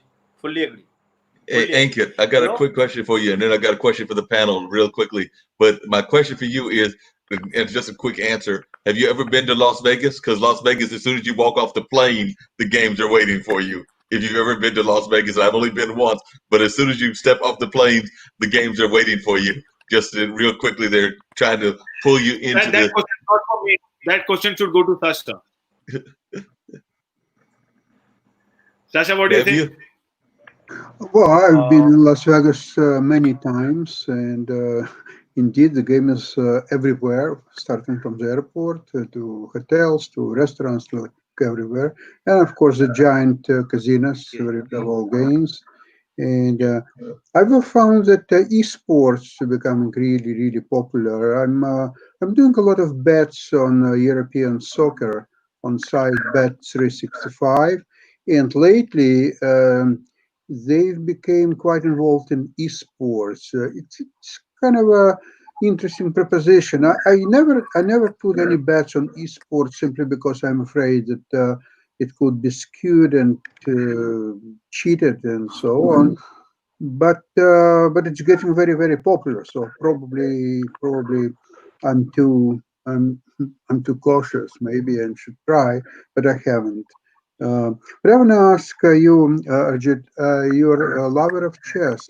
You must play online chess on chess.com or any other sites. Have you ever encountered the cheating? Me? Yes. Well, I never treat cheating as cheating. I'll tell you the reason. Honestly speaking, it's about human mind. I enjoy cheating. One of the finest reason is when you do that, you already lost. So people who are loser, they usually do cheating. Yes, I face that multiple times, but then I give them a very fine-tuned reply. So I'm actually a certified ethical penetranist, so I understand how this ecosystem works on at least cybersecurity front. So I usually give them a reply that I understood it, but don't do it with others. It's not very healthy. It's not very good. It's not an easy way. It's not you are winning. It's just like you are escaping winning. So people do understand. I mean, trust me, I faced that maybe 10 times in my life, and 9 of those 10 guys, they understood and they stopped doing all those kind of, cheating stuffs and all. So in my opinion, people are good. Somebody should show them a path that this is not the way and this is the way. So Well, I feel it's a healthy thing. Your approach is very ethical, and my congratulations. I think you're doing the right thing. The problem is that a lot of the sites are now offer tournaments, and people play for money. it's not big money. It's $1,000 here and there or so on. But when it comes to money tournaments, the cheating is more than 50% of the games because people want to have to win money, and that encourages cheating. And unfortunately, as we all know, there is no way to prevent that. And it's kind of you see, if you want to make anything really big, the big money have to be involved. Now, in chess, the big money, people believe that it's prizes for the tournaments or winnings. But then that's where the cheating proliferates, and that sort of derails all the efforts of tournament organizers and players. And it's a big tragedy of online chess, in my opinion. Yeah, Yeah. in that front, there are organizations, honestly speaking, who are making the game in such a way that out of 100, only maybe 3 or 4 will win. Rest of them will lose their money. Um, that's not the way. I mean, that's not the way you sustain in the market.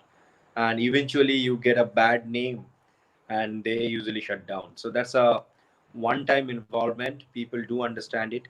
So in world, sir, in the world, there will be such kind of people. It's a combination of good and bad. It's all about gray. We don't have black and white in life. So these people will be there. We need to be more cautious about all this kind of stuff. But unfortunately, there is a less education in the market, so people are be fooled by these kind of people. Shouldn't be that way. Shouldn't be that Yeah. way. On Chess Stars, we've created a new form of chess which eliminates cheating, and yet there could be a big cash prizes to be won. What we developed is a system where you bet on each and every move in a game which is played online by grandmasters.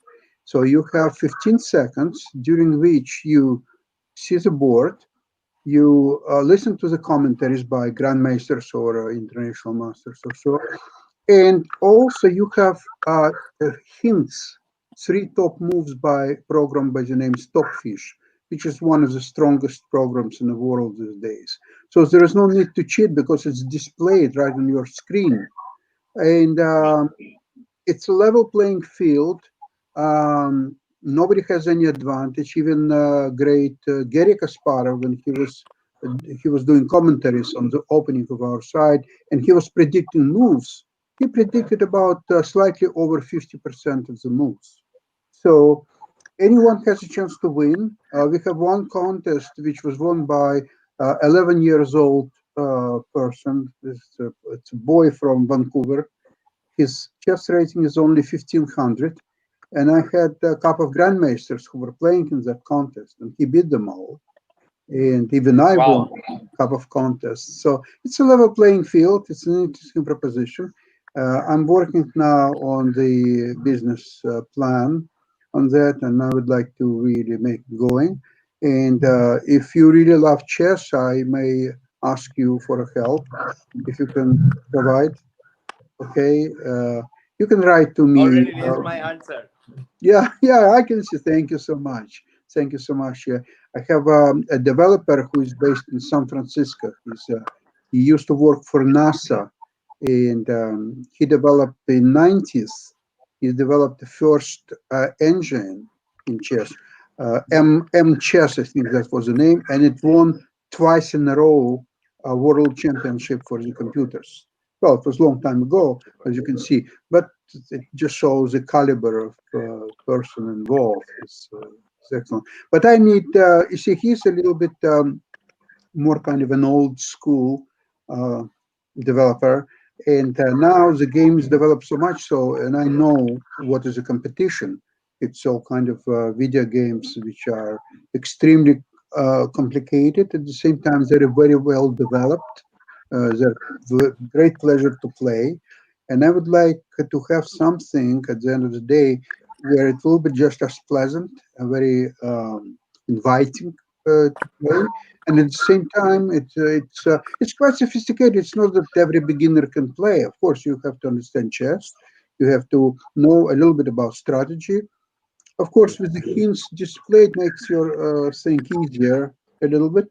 but not much, because if you see the hints and other people see the hints, so where is your advantage? You have to have, for example, you have to make decision on each and every move, and you can bet 5, 25, or 100 crowns. Crowns, it's like internal currency. There is no dollar value. It just helps you to indicate like who is winning the contest and who's got more crowns. And for example, on each move, so people pay 5, 25, so on. There is a pool slowly being created, and sometimes it's 3,000, 4,000 crowns or so on, and it's divided proportionally between the winners, people who guess the right move. So, for example, once I played and I put only 5 crowns on a move which was not in the first 3 lines, but I thought that maybe it could be made, and indeed that move was made, and I won 4,000 crowns by putting only 5. So anytime during the contest, anyone still has a chance to win. It's not happening very often, of course, I must say, but anyone has a chance. That's the most important thing. True. And I think, Arijit, I would like to invite you on one of our shows on Chess Starts, which happens Saturday, 3 p.m. EST. It's 12:30 midnight India time. So we can discuss more about chess. And also on a next segment, we can talk about esports and especially a special show about chess and how we can improvise chess in what is going on right now and what is the future of chess. Maybe that would be a great discussion, because we have a lot of chess players around the world, GMs and national champions, and they always come on our show on IBM TV. I mean, whenever we want or whenever they're available. So that would be a great discussion. I just want to mention this Saturday we have a very interesting program, and I will have a Grandmaster Mikhail Marin from Romania with his wife, and she's a fantastic artist. She has fantastic paintings she will show. So the name of the program is Chess Dying? And the answer is no. No. No. No. No. Not at all. That's an answer. But you have to be vigilant, because as you know, the last World Championship was 12 draws in 12 games. This is very unattractive proposition, and online game has a lot of cheating. So that's what we developed at Chess Stars. Maybe that's an answer how to make game a little bit more playful, a little bit more similar to poker, where everyone has a chance. Even if I play against world champion, if I have 2 queens and he has 2 jacks, and the 5 cards in between don't change anything, I'll beat a world champion. It's going to happen only once. Other 900 times he will beat me most likely. But still, even the fact that I at least have a little chances, it already changes a lot. Because, for example, in chess, in real chess, if my rating is, say, 2200 and I'm playing somebody at 2500, the result is predetermined. There is no mystery in the result of the game. It's a done deal. And that's probably what makes chess a little bit not so attractive as the gaming industry is concerned. Yeah, true. No doubt. With that, real quickly, so Ankit, I was wondering. So I think it's almost an hour, and we have to work on our different shows. And it was a great conversation about to start with. And I'd like to invite our panelists again on next Thursday, same time. We'll discuss about esports and other things. And thank you for joining us today on Gamers Den on IBM TV. And before we leave off, I'll just reintroduce the guest. We have Arijit Bhattacharya. He's a game producer from Calcutta, India. And we have Siddharth Dash from Hyderabad, and he's also a gamer and also do a lot of e-games leagues as well in India and around the world. We have Mark Lee, who does a radio show on Mondays, 2 p.m. EST, and is one of our IBM family as well. And then we have Alexander Starr. He does a chess show on Saturday, and then he does an investment show on Tuesdays. Wednesday. You're welcome to visit the investment show as well. There are a lot of interesting things in investment world too.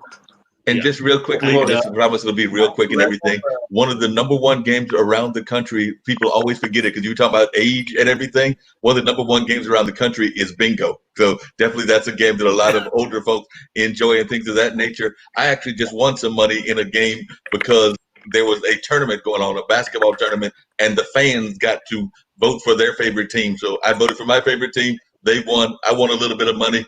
Alexander, you will be glad to know that the most valuable player of that game, who is from Raleigh, North Carolina, DJO, but he's an international basketball player, when asked what he was going to do with his money, he said he was going to give it to his family members and share it with some of them. He said he was going to invest in a barbershop, but he also said he was going to invest in stocks. He said he was looking at Tesla and Amazon, but he definitely said he was going to invest in stocks. Okay, invite him to our investment show, and maybe he'll find out some interesting things about investment. Okay, I would definitely do that. Thank you. Okay, it's time to wrap up, and thank you for joining us. I'll play the ambassador message before we leave. So here we go.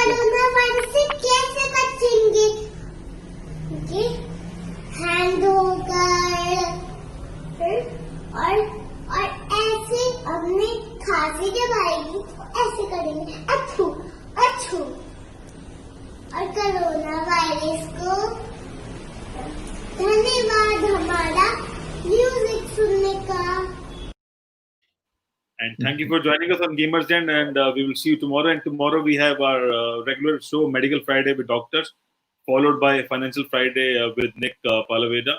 Do join us tomorrow at 10 a.m. And before that, we have a show from Nigeria, Mind Closet 101, hosted by Michael from Nigeria. And that is a great show. It started 9 a.m. EST for you guys and 6:30 in India. And do join us. And thank you very much. Have a good day. Take care. Bye-bye. You too. Bye-bye.